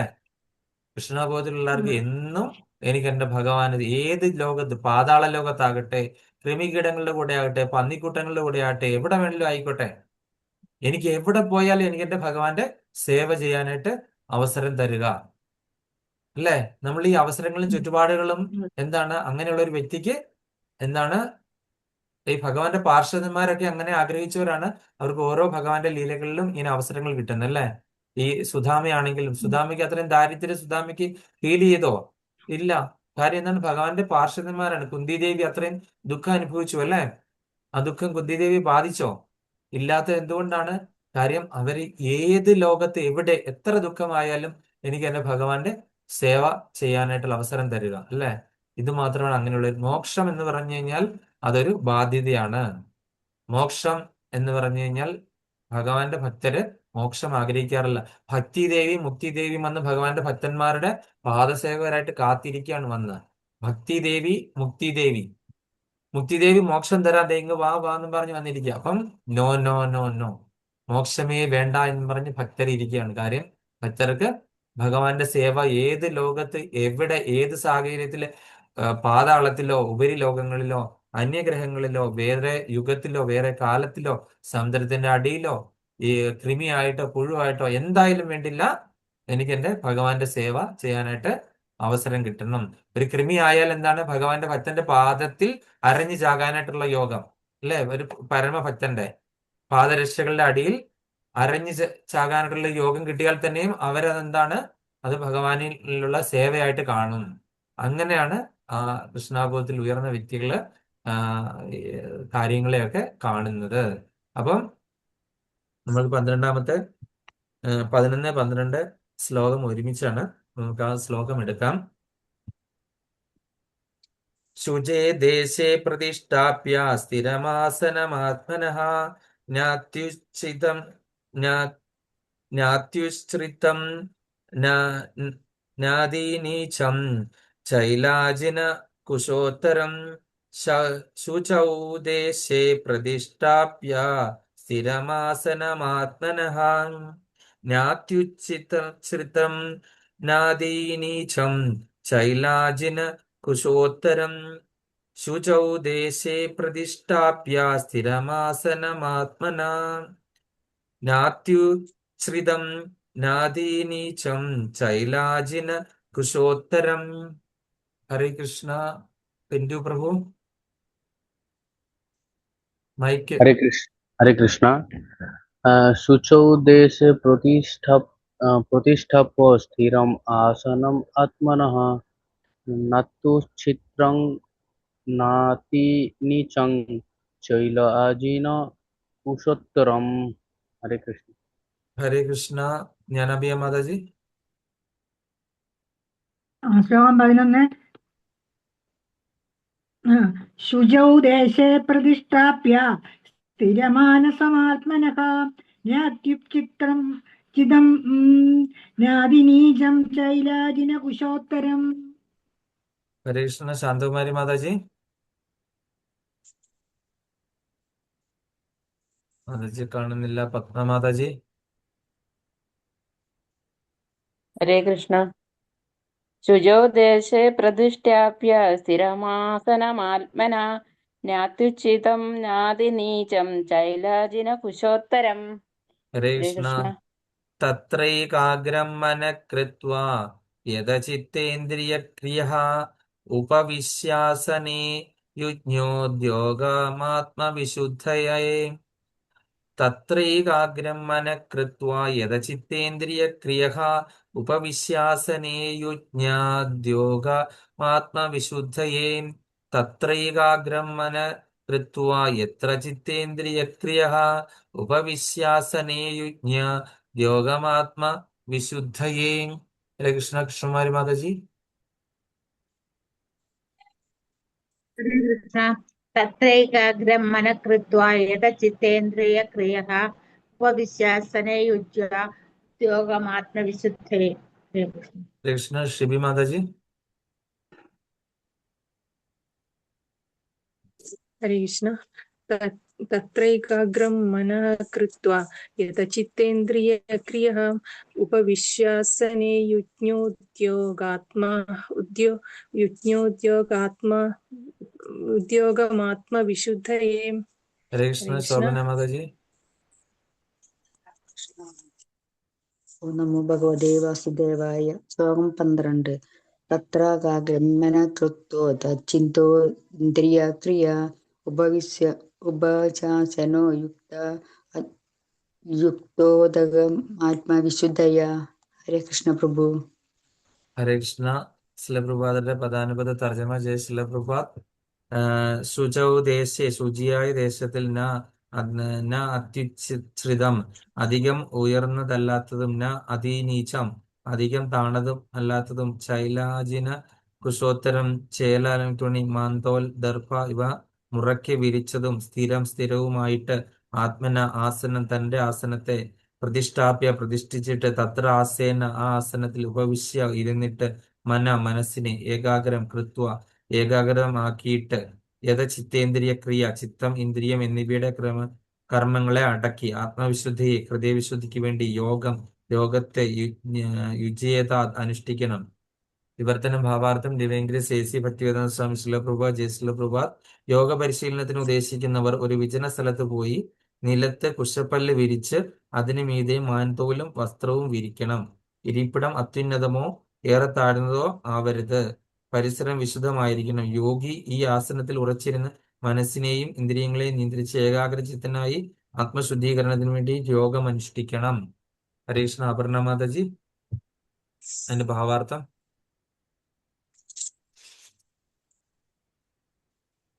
ഹരേ കൃഷ്ണ. വിശുദ്ധ പരിസരം എന്നത് തീർത്ഥാടന കേന്ദ്രങ്ങളെ സൂചിപ്പിക്കുന്നു. ഭാരതത്തിൽ യോഗികളും അതീന്ദ്രിയജ്ഞാനികളും ഭക്തന്മാരുമെല്ലാം വീട് വിട്ട് പ്രയാഗ, മഥുര, വൃന്ദാവനം, ഋഷികേശം, ഹരിദ്വാരം മുതലായ പുണ്യസ്ഥലങ്ങളിൽ പോയി താമസിക്കുകയും ഗംഗയെയും യമുനയെയും പോലുള്ള നദികളുടെ തീരത്ത് ഏകാന്ത സ്ഥലത്തിരുന്ന് യോഗാഭ്യാസം ചെയ്യുകയും പതിവുണ്ട്. പലപ്പോഴും ഇത് സാധിച്ചു എന്ന് വരില്ല, വിശേഷിച്ച് പാശ്ചാത്യർക്ക്. വൻ നഗരങ്ങളിൽ രൂപം കൊള്ളുന്ന യോഗ സംഘടനകൾ ഭൗതികമായി നേട്ടങ്ങൾ ഉണ്ടാക്കുന്നതിൽ വിജയിച്ചേക്കാമെങ്കിലും ശരിയായ യോഗ പരിശീലനത്തിന് ഉതകുന്നതല്ല. ആത്മനിയന്ത്രണമോ മനസ്വസ്ഥതയോ ഇല്ലാത്തവർക്ക് ധ്യാനം ശീലിക്കാനാവില്ല. അതുകൊണ്ടാണ് കലിയുഗത്തിലെ മനുഷ്യർ പൊതുവെ അല്പായുസ്സുക്കളും ആത്മീയബോധം കുറഞ്ഞവരും വിവിധ ക്ലേശങ്ങളാൽ അസ്വസ്ഥരുമായി കാണപ്പെടുന്നതെന്ന് ബൃഹന്നാരദീയ പുരാണത്തിൽ പറഞ്ഞിരിക്കുന്നത്. ആത്മാവബോധത്തിനുള്ള അത്യുത്തമ ഉപായം ഭഗവത് നാമോച്ചരണമാണെന്ന വസ്തുതയും അതിൽ പ്രസ്താവിച്ചിട്ടുണ്ട്. ഹരേർനാമ ഹരേർനാമ ഹരേർനാമ വൈ നാമൈവ കേവലം കലൗ നാസ്തേവ ഗതിരന്യഥ. കലഹത്തിന്റെയും കാപട്യത്തിന്റെയും ഇക്കാലത്ത് ഹരിയുടെ തിരുനാമോച്ചാരണം മാത്രമാണ് മോക്ഷത്തിനുള്ള ഒരേയൊരു മാർഗം. മറ്റൊരു വഴിയില്ല.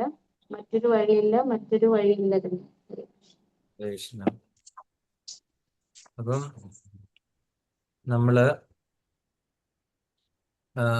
നമുക്ക് പണ്ടുള്ള അവരൊക്കെ എന്താണ് ഈ യോഗ അഭ്യസിക്കാനും ഒക്കെ ആയിട്ട് നമ്മള് ഓരോരുത്തരും പോകുന്നത് തന്നെ ബദരികാശ്രമത്തിലേക്കാണ് അല്ലെ. നമ്മൾ ബദരികാശ്രമത്തിൽ പോയിട്ട് തപസ് അനുഷ്ഠിച്ച ആരെങ്കിലും ഓർമ്മയുണ്ടോ?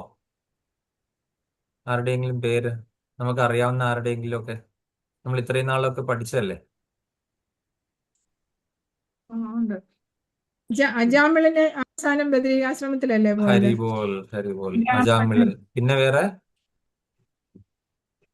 ഇപ്പോഴും അവിടെ ഇരുന്ന് തപസ് ചെയ്യുന്ന വേറെ കുറെ ആൾക്കാരുണ്ട്. നരനാരായണ ഋഷികൾ അല്ലേ.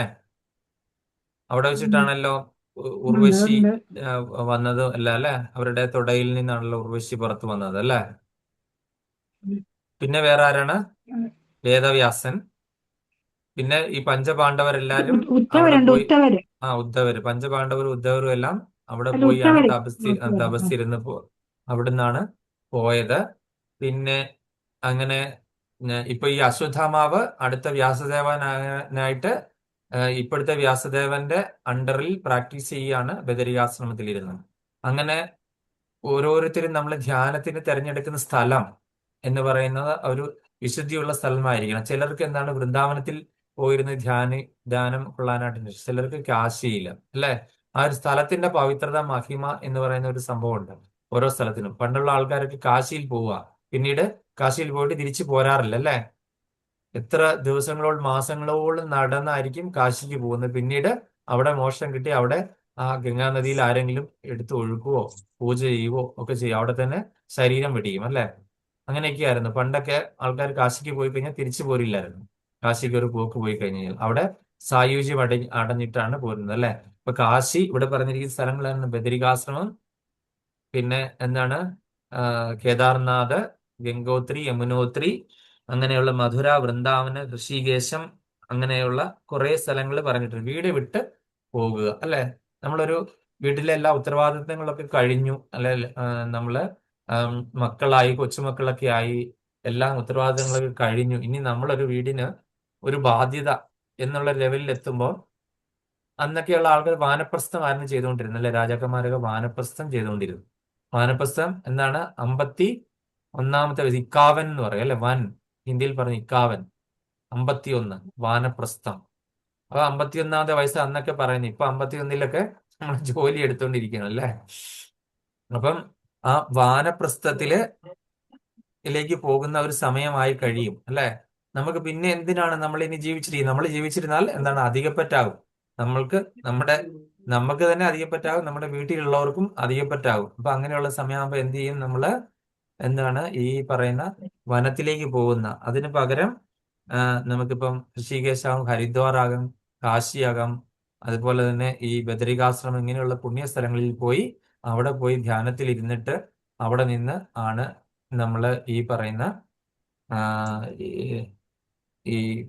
ഈ ഭഗവാന്റെ അടുത്തേക്ക് പോകാനായിട്ടുള്ള മാർഗം നമ്മൾ കണ്ടുകൊണ്ടിരുന്നത്, നേരിട്ടുള്ളവര്. അപ്പൊ യോഗ പരിശീലനത്തിന് ഉദ്ദേശിക്കുന്നവർ എങ്ങനെയാണ് പ്രാക്ടീസ് ചെയ്യണം? ഒരു വിജനമായ സ്ഥലത്ത് പോയി നിലത്ത് കുശപ്പല്ല് വിരിച്ച് അതിന് മീതെ മാൻതോലും വസ്ത്രവും വിരിക്കണം. അപ്പൊ എങ്ങനെയാണ് ഒരു യോഗി അത് ചെയ്യേണ്ടത്? വിജനമായ ഒരു സ്ഥലത്ത് പോകണം. ഫസ്റ്റ് ഓഫ് ഓൾ ഭഗവാൻ പറഞ്ഞിരിക്കുന്നതാണ് 12ാമത്തെ ശ്ലോകത്തിൽ, അല്ല 11ലും 12ലുമായിട്ട്. വിജനമായ സ്ഥലത്ത് പോയിരുന്ന് കുശപ്പുല്ല് വിരിച്ച്, അതായത് ദർഭപ്പുല്ല് വിരിച്ചിട്ട് അതിന് മീതെ ഒരു മാൻതോൽ ഇടണം. പിന്നെ എന്താണ്? ഒരു വസ്ത്രവും വിരിക്കണം. പിന്നെ ഇരിപ്പിടം അത്യുന്നതമോ ഏറെ താഴ്ന്നതോ ആവരുത്. ഒരുപാട് പൊക്കം കൂടിയ ഇരിപ്പിടം ആകരുത്, അതുപോലെ തീരെ താഴ്ന്നതും ആകരുത്. ഒരു മീഡിയം ടൈപ്പ് ആയിരിക്കണം. പിന്നെ എന്താണ്? പരിസരം എപ്പോഴും ശുദ്ധമായിട്ടിരിക്കണം. മാലിന്യങ്ങളോ അങ്ങനെയുള്ള ഉള്ള സ്ഥലത്തായിരിക്കരുത് ഈ ഇരിപ്പിടം നമ്മൾ തിരഞ്ഞെടുക്കേണ്ടത്. അപ്പൊ യോഗി ഈ ആസനത്തിൽ ഉറച്ചിരുന്ന് മനസ്സിനെയും ഇന്ദ്രിയങ്ങളെയും നിയന്ത്രിച്ച് ഏകാഗ്രചിത്തനായി ആത്മശുദ്ധീകരണത്തിന് വേണ്ടിയിട്ട് യോഗം അനുഷ്ഠിക്കണം. ഇങ്ങനെ ആത്മശുദ്ധീകരണത്തിന് വേണ്ടിയിട്ട് യോഗം അനുഷ്ഠിച്ച 2 പേർക്ക് ഇതേപോലെയുള്ള ഒരു സ്ഥലത്ത് ഏകാഗ്രചിത്തമായി ആത്മശുദ്ധീകരണത്തിന് വേണ്ടി യോഗം അനുഷ്ഠിച്ച 2 പേർക്ക് പണി കിട്ടിയ വിവരം നമ്മൾ അറിഞ്ഞു, അല്ലെ? ഒരാൾക്കത് അനുഗ്രഹമായി വന്നു, ഒരാൾക്കത് ഉപദ്രവമായി മറന്നു. ഈ 2 വ്യക്തികളുടെയും പേര് ആർക്കാ പറയാൻ പറ്റുന്നത്? 2 വ്യക്തികൾ ഇതുപോലെ വാനപ്രസ്ഥമൊക്കെ അനുഷ്ഠിച്ചിരുന്ന സമയത്ത് ഒരാൾക്ക് 2 പേർക്കും പണി കിട്ടി. ആ 2 പേർക്കും പണി കിട്ടിയത് ഒരാൾക്കത് ഭയങ്കര അനുഗ്രഹമായി മാറി, മറ്റൊരാൾക്കത് അതൊരു തീരാത്തൊരു പണിയായി മാറി. ഈ 2 വ്യക്തികൾ ആരാണ്? അറിയില്ല, നമ്മൾ എത്രയോ പ്രാവശ്യം പറഞ്ഞു. അംബരീഷ് മഹാരാജാവാണോ? അല്ല.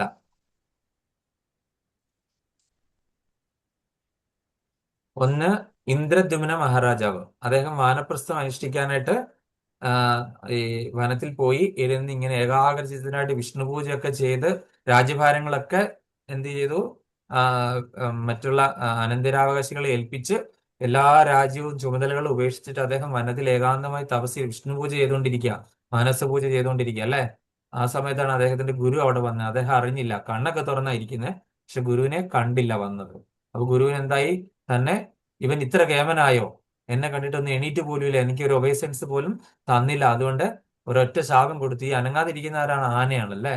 നീ ഒരു ആനയായി പോട്ടെ എന്ന് പറഞ്ഞ് ഒറ്റ ശാപം അങ്ങ് കൊടുത്തു, അല്ലെ? പക്ഷെ അദ്ദേഹത്തിന് ഒരു അനുഗ്രഹമായി ആണ് മാറിയത്, അല്ലെ?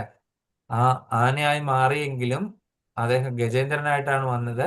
ഭഗവാൻ എന്ത് ചെയ്തു? ഗരുഡാരൂഢനായിട്ട് നേരിട്ട് വന്ന് ഗജേന്ദ്രന് മോക്ഷം കൊടുത്തു. അതല്ലേ ഗജേന്ദ്ര മോക്ഷം നമ്മൾ കാണുന്ന ഭാഗവത കഥ. നേരിട്ട് വന്ന് ഭഗവാൻ എന്ത് ചെയ്തു?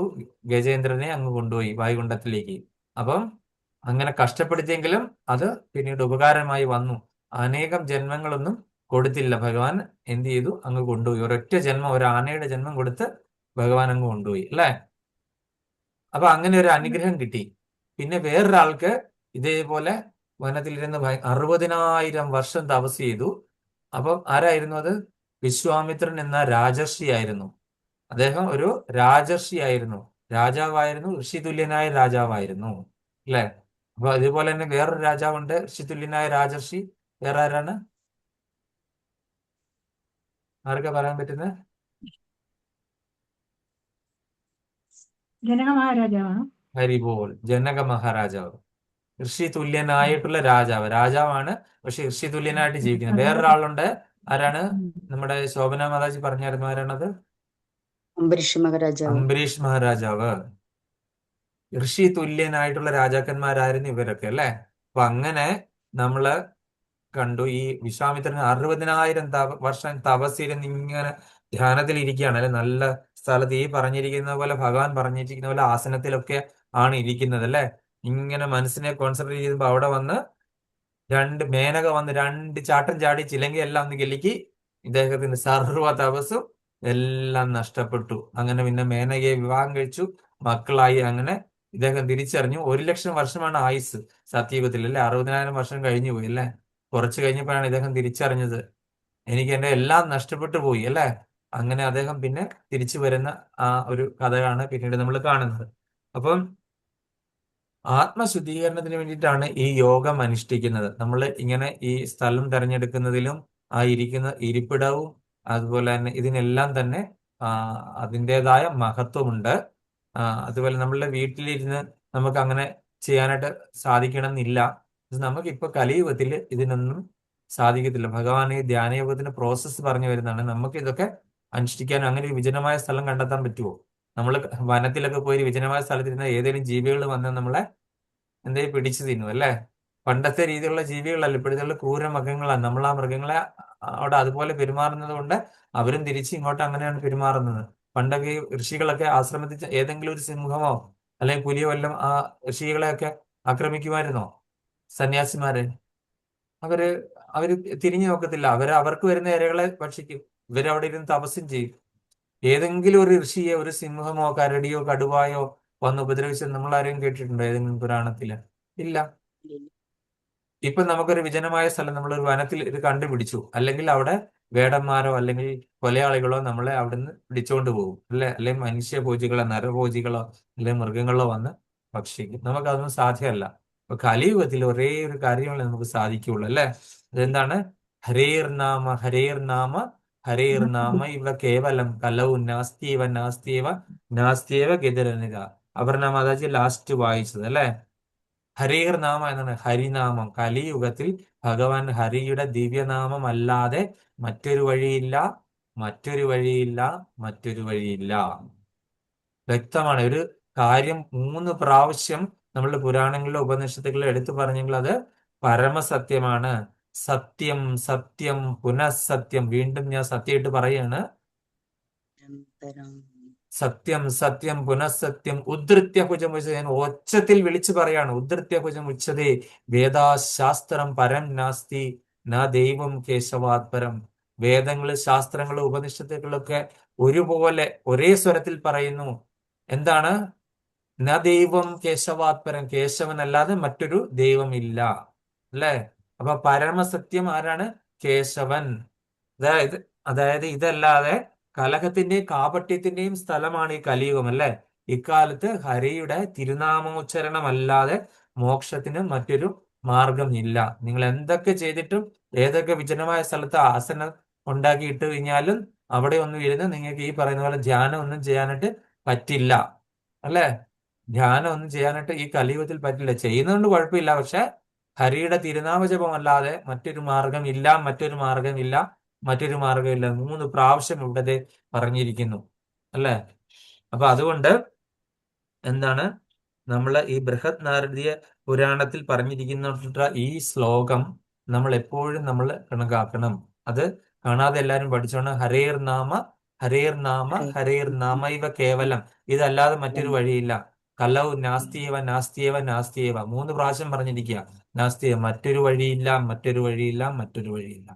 അപ്പൊ അതുകൊണ്ട് എല്ലാവരും ഭഗവാൻ ഹരിയുടെ തിരുനാമം ജപിച്ച് അതില് ഭഗവാൻ ഹരിയുടെ പ്രിയ ഭക്തനാകാനായിട്ടുള്ള ആ ഒരു പ്രാക്ടീസിൽ മുന്നോട്ട് പോവുക എന്നേ എനിക്ക് ഈ ഒരു സമയത്തിൽ പറയാനുള്ളൂ. നമ്മളുടെ കലിയുഗം മുന്നോട്ട് പോകും തോറും നമുക്കറിയാം, ഇപ്പം നമ്മളുടെ പ്രാദേശികമായിട്ട് ഒരുപാട് നമ്മളുടെ രാജ്യത്തെ അട്ടിമറിക്കാനായിട്ടുള്ള ശ്രമങ്ങളൊക്കെ നടന്നു എന്ന് നിങ്ങളെല്ലാം കണ്ടു അല്ലേ? മറ്റ് വിദേശ ശക്തികളും എല്ലാവരും കൂടി നമ്മളുടെ രാജ്യത്തെ അട്ടിമറിച്ച് ഇവിടെ അരാജകത്വം ബംഗ്ലാദേശ്, നേപ്പാൾ മോഡലാക്കാനായിട്ടൊക്കെ ശ്രമിച്ചു. ആ ശ്രമമൊക്കെ താൽക്കാലികമായിട്ട് നിന്നു എന്നൊക്കെ അറിഞ്ഞെങ്കിലും അത്രയ്ക്ക് കലിയുഗം പ്രോഗ്രസ് ചെയ്ത് വരുന്ന അനുസരിച്ചിട്ട് ഒരുപാട് കാര്യങ്ങൾ ഉണ്ടാകും. അപ്പൊ നമുക്ക് ഈ ജന്മത്തിലെങ്കിലും, ഇനി ഈ കലിയുഗത്തിൽ ജനിക്കാനായിട്ട് ആർക്കാണ് താല്പര്യമുള്ള കൈ പൊക്കുക? ഈ കലിയുഗത്തിൽ വീണ്ടും ഒരു ജന്മം എടുക്കണമെങ്കിൽ താല്പര്യമുള്ളവർ കൈ പൊക്കുക. ആർക്കാണ്? ആരും കൈ പൊക്കുന്നില്ലേ? എണ്ണം വേണ്ട. അപ്പൊ ഇല്ല, എന്ത് വേണ്ട. ചെയ്യണം? അപ്പൊ നാമം ജപിച്ച് താല്പര്യമില്ല എങ്കിൽ ഭഗവാനെ തീർച്ചയായിട്ടും ചെയ്യുന്നു. നിങ്ങൾ ഹരിയുടെ നാമം ഉച്ചരിച്ചിട്ട് നിങ്ങള് എന്താണ് ഇപ്പൊ ഈ ഒരു ജന്മം കൊണ്ട് തന്നെ നമുക്ക് മതിയായി അല്ലേ? ഇനി അങ്ങോട്ട് മുന്നോട്ട് പോകുമ്പോഴത്തെ എന്തൊക്കെ കാര്യങ്ങളാണ് നമ്മൾ സമൂഹത്തിൽ കാണുകയും കേൾക്കുകയും ചെയ്യുന്നത് അല്ലേ? നമുക്ക് ഉൾക്കൊള്ളാൻ പറ്റുന്ന കാര്യങ്ങളൊന്നുമല്ല, അതിലൊക്കെ എത്രയോ ഉപരിയായിട്ടുള്ള കാര്യങ്ങളാണ് ഇനി കാണാൻ പോകുന്നത് അല്ലേ? ഇതുവരെ കണ്ടത് തന്നെ മതിയായി. പക്ഷെ നമുക്കൊരു മറവി എന്ന് പറഞ്ഞ ഒരു സംഭവം ഭഗവാൻ തന്ന വലിയൊരു അനുഗ്രഹം അല്ലേ? ഒരുപാട് കാര്യങ്ങൾ നമ്മൾ മറന്നുപോയി അല്ലേ? പിന്നെ ഇപ്പൊ അന്നന്ന് കണ്ടതിനെ വാഴ്ത്തുന്ന മാമുനികൾ എന്നത്ര തോന്നി ഹരിനാരായണായ നമ. അപ്പൊ കാണുന്നതിനെ മാമുനിമാര് വാഴ്ത്തിയതും കേട്ട് നമ്മൾ അതും ഗ്രഹിച്ച് അത് മനസ്സിലാക്കി അങ്ങ് പോവുക. ഇപ്പം വരുന്ന കാര്യങ്ങളെ എന്ത് ചെയ്യും? നേരിട്ട് മുന്നോട്ട് പോവുക. അപ്പം എന്ത് ചെയ്യും? നമുക്ക് ഈ കിട്ടിയ സമയങ്ങളൊന്നും ആരും പാഴാക്കരുത്. നമുക്ക് ഈ സമയം പിന്നീട് കിട്ടില്ല എന്ന് പറഞ്ഞാൽ പോയ സമയം നമുക്ക് ഒരിക്കലും പിടിച്ചാൽ കിട്ടില്ല. പറഞ്ഞ വാക്ക് നമുക്ക് തിരിച്ചെടുക്കാൻ പറ്റില്ല അല്ലേ? അതുകൊണ്ട് ഒരാളെ നമ്മൾ വേദനിപ്പിക്കാതിരിക്കുക.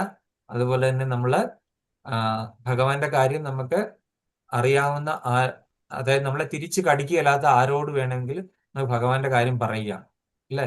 ഭഗവാന്റെ കാര്യങ്ങൾ പറഞ്ഞ് ഒരാളെയും കൂടി കൃഷ്ണഭക്തിയിലേക്ക് കൊണ്ടുവരികയാണെങ്കിൽ അങ്ങനെയുള്ള ആൾക്കാരെ ഭഗവാന് വളരെയധികം പ്രിയങ്കരനാണ് എന്നുള്ള ശ്ലോകം നമ്മൾ കഴിഞ്ഞ ദിവസം എടുത്താണല്ലോ അല്ലേ? ഓർമ്മയുണ്ടോ? നമ്മൾ 18-ാമത്തെ അധ്യായത്തിൽ പോയി 2-3 ശ്ലോകം എടുത്തായിരുന്നു കഴിഞ്ഞ ക്ലാസ്സിൽ.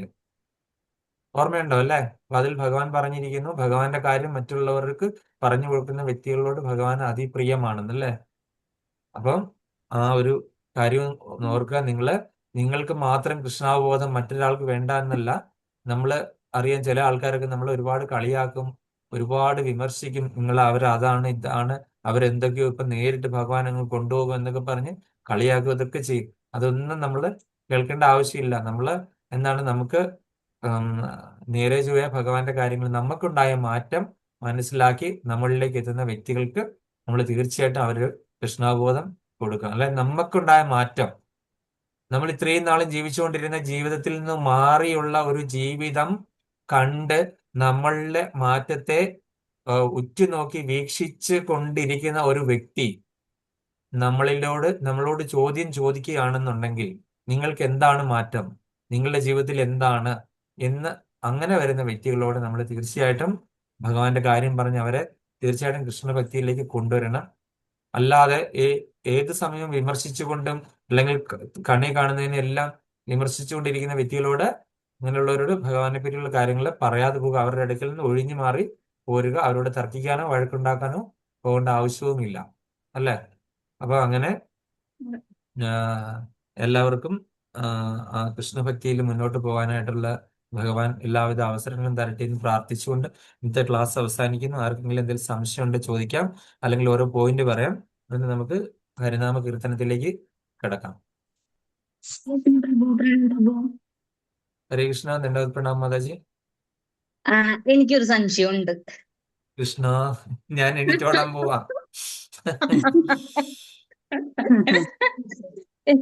യുഗം 4-ലും നല്ല യുഗം കലിയുഗമാണെന്ന് പറയണ്ടല്ലോ. നമ്മളെന്തിനാ അതിനെ പേടിക്കണേ? യുഗം 4-ലും നല്ലു കലിയുഗം എന്ന് പറഞ്ഞ് നമ്മുടെ ജ്ഞാനപാനയിൽ പൂന്താനം എഴുതി വെച്ചിട്ടുണ്ട് അല്ലെ? കലിയുഗം.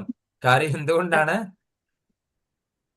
അങ്ങനെ പറയാൻ കാര്യം? സത്യയുഗത്തിൽ 1,00,000 വർഷമാണ് ധ്യാനമൊക്കെ 1,00,000 വർഷമാണ് ആയുസ് അല്ലെ. ആ അത്രയും വർഷക്കാലം ധ്യാനത്തിൽ ഇരുന്നാലേ ഉള്ളൂ അവിടെ മോക്ഷം കിട്ടുകയുള്ളൂ. അതുപോലെ ആ ത്രേതായുഗത്തിലേക്ക് വന്നാലോ 10,000 വർഷം യാഗവും യജ്ഞവും എല്ലാം ചെയ്യണം. യാഗം ചെയ്യാനും യജ്ഞം ചെയ്യാനൊക്കെ ബുദ്ധിമുട്ടാണ്. നമുക്കറിയാം പൃഥു മഹാരാജാവ് 99 യാഗം നടത്തി, 100ാമത്തെ നടത്താൻ പറ്റിയില്ല. 100 നടത്തിയാൽ എന്താകും? ഇന്ദ്രനാകും അല്ലെ, ശതക്രതു എന്ന് പറയും. അതായത് അദ്ദേഹം ഏകവന ശതക്രതു ആയിരിക്കും. ഒന്ന് കുറവായിരുന്നു അല്ലെ ശതമാകാനായിട്ട്. 99 എണ്ണം നടത്തി പൃഥു മഹാരാജാവ് അല്ലെ. അപ്പൊ അങ്ങനെ ത്രേതായുഗത്തില് യാഗയജ്ഞവും അതുപോലെ തന്നെ ദ്വാപരയുഗം വന്നു കഴിഞ്ഞപ്പോ തന്നെ 1000 വർഷമായി ആയുസ്. 1000 വർഷം ആയുസ്. അവിടെ എന്തായിരുന്നു? ടെമ്പിൾ വർഷിപ്പ് അല്ലെ, ക്ഷേത്രാരാധന. കലിയുഗത്തിലേക്ക് വന്നപ്പോൾ ഇതിനൊന്നും പറ്റിയ വ്യക്തികളോ അതിന് പറ്റിയ സാഹചര്യങ്ങളോ അല്ല കലിയുഗത്തില്. അപ്പൊ കലിയുഗത്തിൽ നാമസങ്കീർത്തനം മാത്രം മതി. അത്ര ലളിതമാണ്. സംസ്കൃതം പഠിക്കണോ? വേണ്ട. ബദരികാശ്രമത്തിൽ പോകണോ? വേണ്ട. വിജനമായ സ്ഥലത്ത് പോയിരിക്കണോ? വേണ്ട. അവനവന്റെ വീട്ടിലിരുന്ന് നാമം ജപിച്ചാൽ മാത്രം മതി അല്ലേ. കലിയുഗത്തിലൊക്കെ അസുരന്മാര്, സത്യയുഗത്തിൽ എവിടെയായിരുന്നു അസുരന്മാരുടെ സ്ഥലം? എവിടെയായിരുന്നു? ദേവലോകവും അസുരലോകവും, പാതാളമായിരുന്നു അല്ലെ. ദേവലോകവും ഇങ്ങനെ പാതാള ലോകവും തമ്മിലായിരുന്നു യുദ്ധം അല്ലെ. അതുപോലെ തന്നെ ത്രേതായുഗത്തിൽ വന്ന യുദ്ധം ഇന്ത്യയും ശ്രീലങ്കയും 2 രാജ്യങ്ങളും തമ്മിലായിരുന്നു അല്ലെ. ദ്വാപരയുഗത്തിൽ വന്നപ്പോഴോ 2 കുടുംബക്കാര് തമ്മിൽ, പാണ്ഡവരും കൗരവരുമായി മാറി. എന്നാൽ നമ്മൾ കലിയുഗത്തിലേക്ക് വന്നപ്പോൾ എന്താണ്?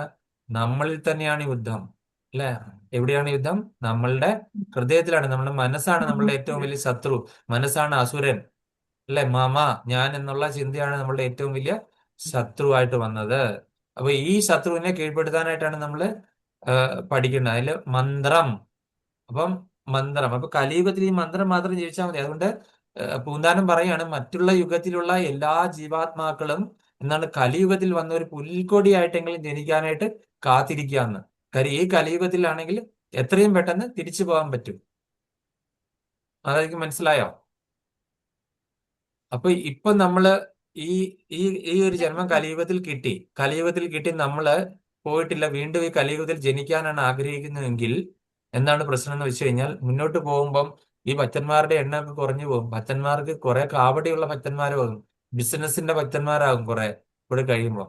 അത് കഴിഞ്ഞ് ഭക്തന്മാരുടെ ക്വാളിറ്റി പോകും. അപ്പം വീണ്ടും വീണ്ടും വീണ്ടും നമുക്ക് ജന്മം എടുക്കേണ്ടി വരും. നല്ല ഭക്തന്മാരെ കണ്ടുമുട്ടേണ്ടി വരത്തില്ല. പിന്നെ കലിയുഗത്തിൽ മുന്നോട്ട് പോയി കഴിഞ്ഞാൽ ആയുസ് കുറഞ്ഞു. 50, 50, 40 ഇങ്ങനെ 25 വരെ എത്തും അല്ലെ. അപ്പൊ ഈ ഒരു സമയത്ത് ശ്രീലപ്രഭാതർ പറഞ്ഞിരിക്കുന്നത് ഭഗവാൻ വിട്ടുപോയി കഴിഞ്ഞതിന് 10,000 വർഷമേ ഉള്ളൂ കൃഷ്ണഭക്തിയൊക്കെ ഉണ്ടാവുകയുള്ളൂ. ഭക്തന്മാര് കൃഷ്ണാവബോധവും അല്ല, അത് കഴിഞ്ഞ് ഉണ്ടാവില്ല. ഇപ്പൊ എത്ര 5500 കഴിഞ്ഞു പോയി. അതെനിക്ക് മനസ്സിലായോ? അപ്പൊ ഭക്തന്മാരുള്ള സമയത്ത് ഭക്തന്മാരുടെ അസോസിയേഷൻ കിട്ടാതെ നമുക്ക് എങ്ങനെ ഭക്തി വരും? അതുകൊണ്ടാണ് കലിയുഗം മുന്നോട്ട് പോകുന്നവരും ബുദ്ധിമുട്ടാണ്. അതുകൊണ്ട് നമുക്ക് ഈ കലിയുഗത്തിൽ ജന്മം കിട്ടി, ഭാരതവർഷത്തിൽ തന്നെ കിട്ടി. ഏറ്റവും ഭാഗ്യവാന്മാരാണ് നമ്മള്. കാര്യം എന്താണ്? വെറും 5000 വർഷങ്ങൾക്ക് മുൻപ് ഭഗവാൻ ഈ നമ്മുടെ തൊട്ടടുത്തുള്ള സ്ഥലത്ത് വൃന്ദാവനത്തിൽ ഭഗവാൻ ഉണ്ടായിരുന്നു അല്ലെ. ചൈതന്യ മഹാപ്രഭു നമ്മുടെ ബംഗാളില്, തൊട്ടടുത്തുള്ള സ്ഥലമാണ് ബംഗാളിൽ അല്ലെ, വെസ്റ്റ് ബംഗാളില് 550 വർഷങ്ങൾക്ക് മുൻപേ ഉണ്ടായിരുന്നു എന്നുള്ളത് നമ്മൾ ഏറ്റവും ഭാഗ്യവാന്മാരാണ് അല്ലെ. അവരെ പിന്തുടരുന്നവരായതുകൊണ്ട് അവര് വളരെ അടുത്ത്, അവർക്ക് തൊട്ടടുത്ത് തന്നെ നമ്മള് ജീവിക്കാൻ പറ്റിയ ജീവാത്മാക്കളായതുകൊണ്ട് നമ്മൾ വളരെ വളരെ വളരെ ഭാഗ്യം ചെയ്തവരാണ്. അപ്പൊ നമ്മൾ ഈ അവസരം വിനിയോഗിക്കുക. മനസ്സിലായല്ലോ മാതാജി? ഹരേ കൃഷ്ണ, ഹരിബോൾ. ഹരേ കൃഷ്ണ. ഇപ്പൊ എല്ലാവർക്കും സംശയം തീർന്നില്ലേ? പ്രഭു ആ, പ്രഭു ഞാനൊരു ചെറിയ പോയിന്റ് പറഞ്ഞിട്ട് ഇറങ്ങിക്കോട്ടെ പ്രഭു? തീർച്ചയായിട്ടും മാതാജി. ആ, ഹരേ കൃഷ്ണ. ഹരേ കൃഷ്ണ. ഞാൻ പറയാൻ പോണത്, ഒരു അതീന്ദ്രിയ ജ്ഞാനി തന്റെ ശരീരവും ബുദ്ധിയും മനസ്സും എല്ലാം ഭഗവാനിലോട്ട് ആയിരിക്കണം. അങ്ങനെ അത് വേണം ചെയ്യാനായിട്ട് എപ്പോഴും.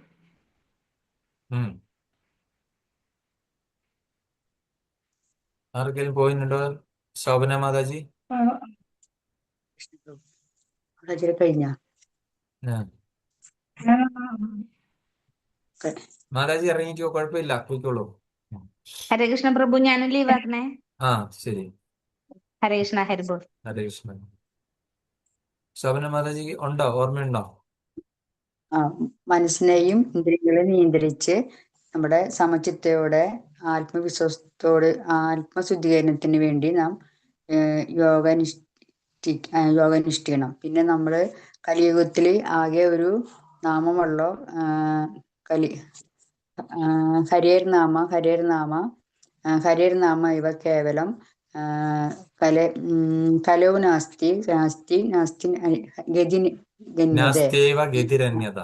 നാസ്തിയേവ ഗതിരന്യത. ഗതിരന്യത. ഈ കലിയുഗത്തിൽ ഈ നാമം മാത്രം ജപിച്ചാൽ മതി, നമുക്ക് വേറെ ഒന്നിനും ആശ്രയിക്കണ്ട. ഹരേ കൃഷ്ണ പ്രഭു. ഹരേ കൃഷ്ണ. ഷിബി മാതാജി, മാതാജിക്ക് എന്തോ തിരക്കാണെന്ന് തോന്നുന്നു. കുഴപ്പമില്ല. ഹരേ കൃഷ്ണ. അത് ഓഫീസിൽ നിന്ന് വന്നിട്ടുണ്ട്, അപ്പൊ ഗേറ്റ് തുറന്നു കൊടുക്കാൻ പറയായിരുന്നു. അപ്പൊ ഞാൻ പറഞ്ഞ ഇതിലിവിടെ നമ്മുടെ കൃഷ്ണാബോധമുള്ള ഒരു ഭക്തന് അറിയാം, കാരണം ഈ സർവസ്വവും കൃഷ്ണന്റേതാണ്. അതുകൊണ്ട് പിന്നെ ഏതാന്ന് സ്വീകരിക്കേണ്ടതെന്നും കൃഷ്ണനായിട്ട് ബന്ധപ്പെട്ടുള്ളത് സ്വീകരിക്കാനും അല്ലാത്തത് ത്യജിക്കാനും നന്നായിട്ട് അറിയാം. അതുപോലെ തന്നെ വേറൊരു കൂട്ടരെന്ന് വെച്ചാൽ അവര് എല്ലാം അങ്ങ് ത്യജിക്കും, പക്ഷെ കൃഷ്ണാബോധമായിട്ട് ഒരു കണക്ട് ഉണ്ട്. ആ ഒരു ത്യജിക്കല് അതൊരു ശരിയായതല്ല. പിന്നെ വെച്ചാൽ നമ്മള് ഭൗതിക ലോകത്തിലെ ഒന്നുമായിട്ടൊരു കണക്റ്റഡ് ആയിട്ട് നിൽക്കും, അത് എന്റേതാണെന്ന് വിചാരിച്ച് നിൽക്കുമ്പോൾ അതിനെപ്പറ്റിയുള്ള ടെൻഷൻ ആയിരിക്കും. അത് ആ ഭൗതിക വസ്തു കൂട്ടണം എന്നുള്ള അതിൻ്റെ ഉള്ള ഒരു ടെൻഷൻ ആയിരിക്കും. അതിനായിട്ട് നല്ലത് ശരിക്കും കൃഷ്ണ ഭക്തനായിട്ട് ആവശ്യമുള്ളത് സ്വീകരിക്കുക, അങ്ങനെ കൃഷ്ണാഭാവത്തിൽ പുരോഗതി നേടുക. അതേ ഉള്ളൂ. ഹരേ കൃഷ്ണ പ്രഭുജി. ഹരേ കൃഷ്ണ. ഹരേ കൃഷ്ണ മാതാജി. അപർണ മാതാജി.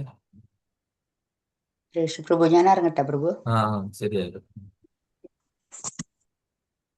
കൃഷ്ണ പ്രഭു, ഇന്ദ്രിയങ്ങൾക്ക് അതീതമായി ചിന്തിക്കുന്ന വ്യക്തിയാണ് അതീന്ദ്രിയ ജ്ഞാനി.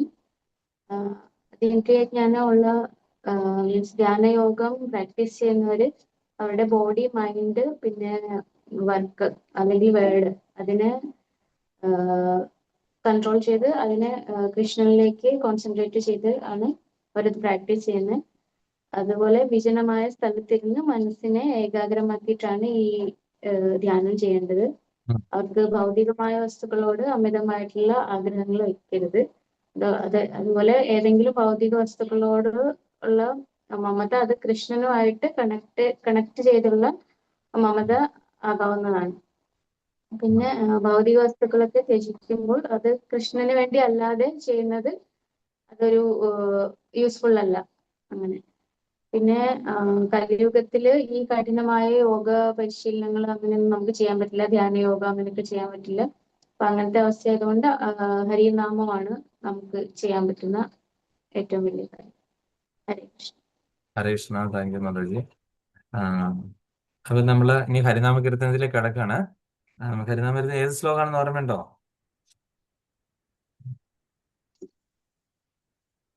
ഏത് ശ്ലോകമാണെന്ന് ആർക്കാ പറയാൻ പറ്റുന്നത്? ഞാനല്ലേ പോസ്റ്റ് എടുത്ത് നോക്കണ്ട. ഞാൻ 46, 47, 46 അല്ലേ? 46, 47.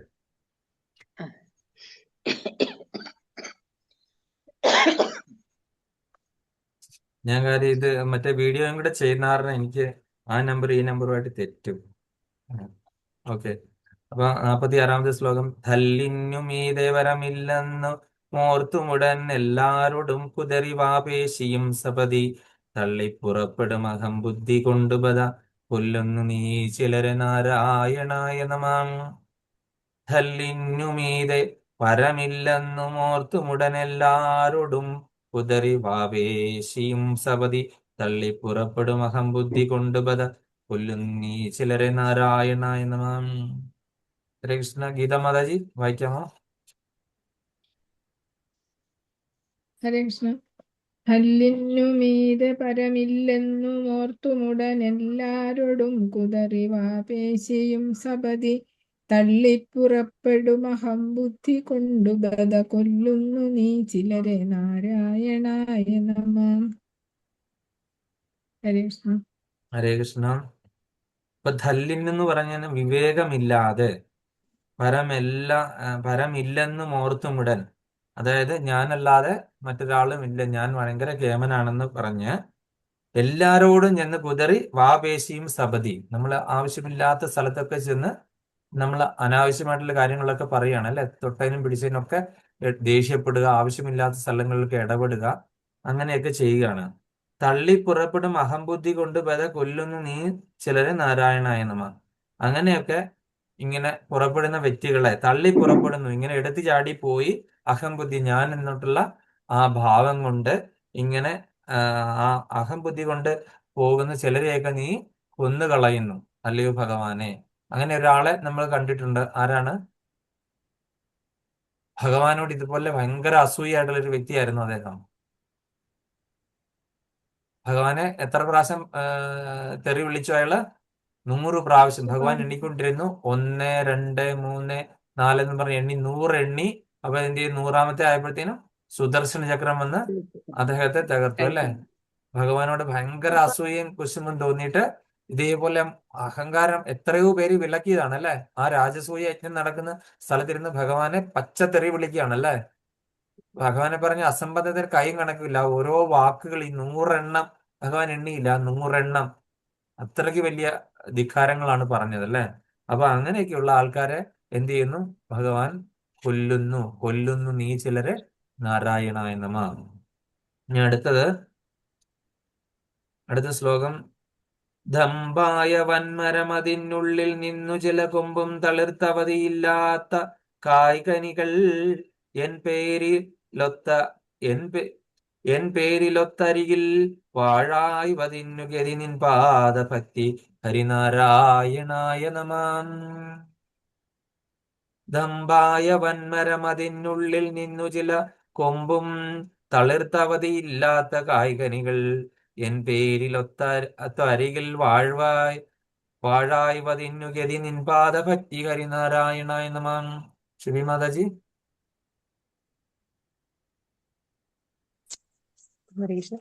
ദംഭായ വൻമരത്തിനുള്ളിൽ നിന്നും ചില കൊമ്പും തളിർത്തവധിയില്ലാത്ത കായ്കനികൾ അൻപേറിയ തരുവിൽ വാഴായി വതിന്നു ഗതി നിൻപാദ ഭക്തി ഹരിനാരായണായ നമാം. അത് പ്രഭുജി ആ മൂന്നാമത്തെ ലൈൻ എൻ പേരാണോ അൻപേറിയ തരുവിലാണോ അല്ലെങ്കിൽ എൻ പേറിയ തെരുവ്? അൻപേറിയ തരുവിലാണ്. അൻപേറിയ തരുവിൽ വാഴുവതിന്നു ഗതി. അൻപേറിയ തരുവിൽ ആ മരത്ത് തരുവ് വൃക്ഷം അങ്ങനെയാണ്.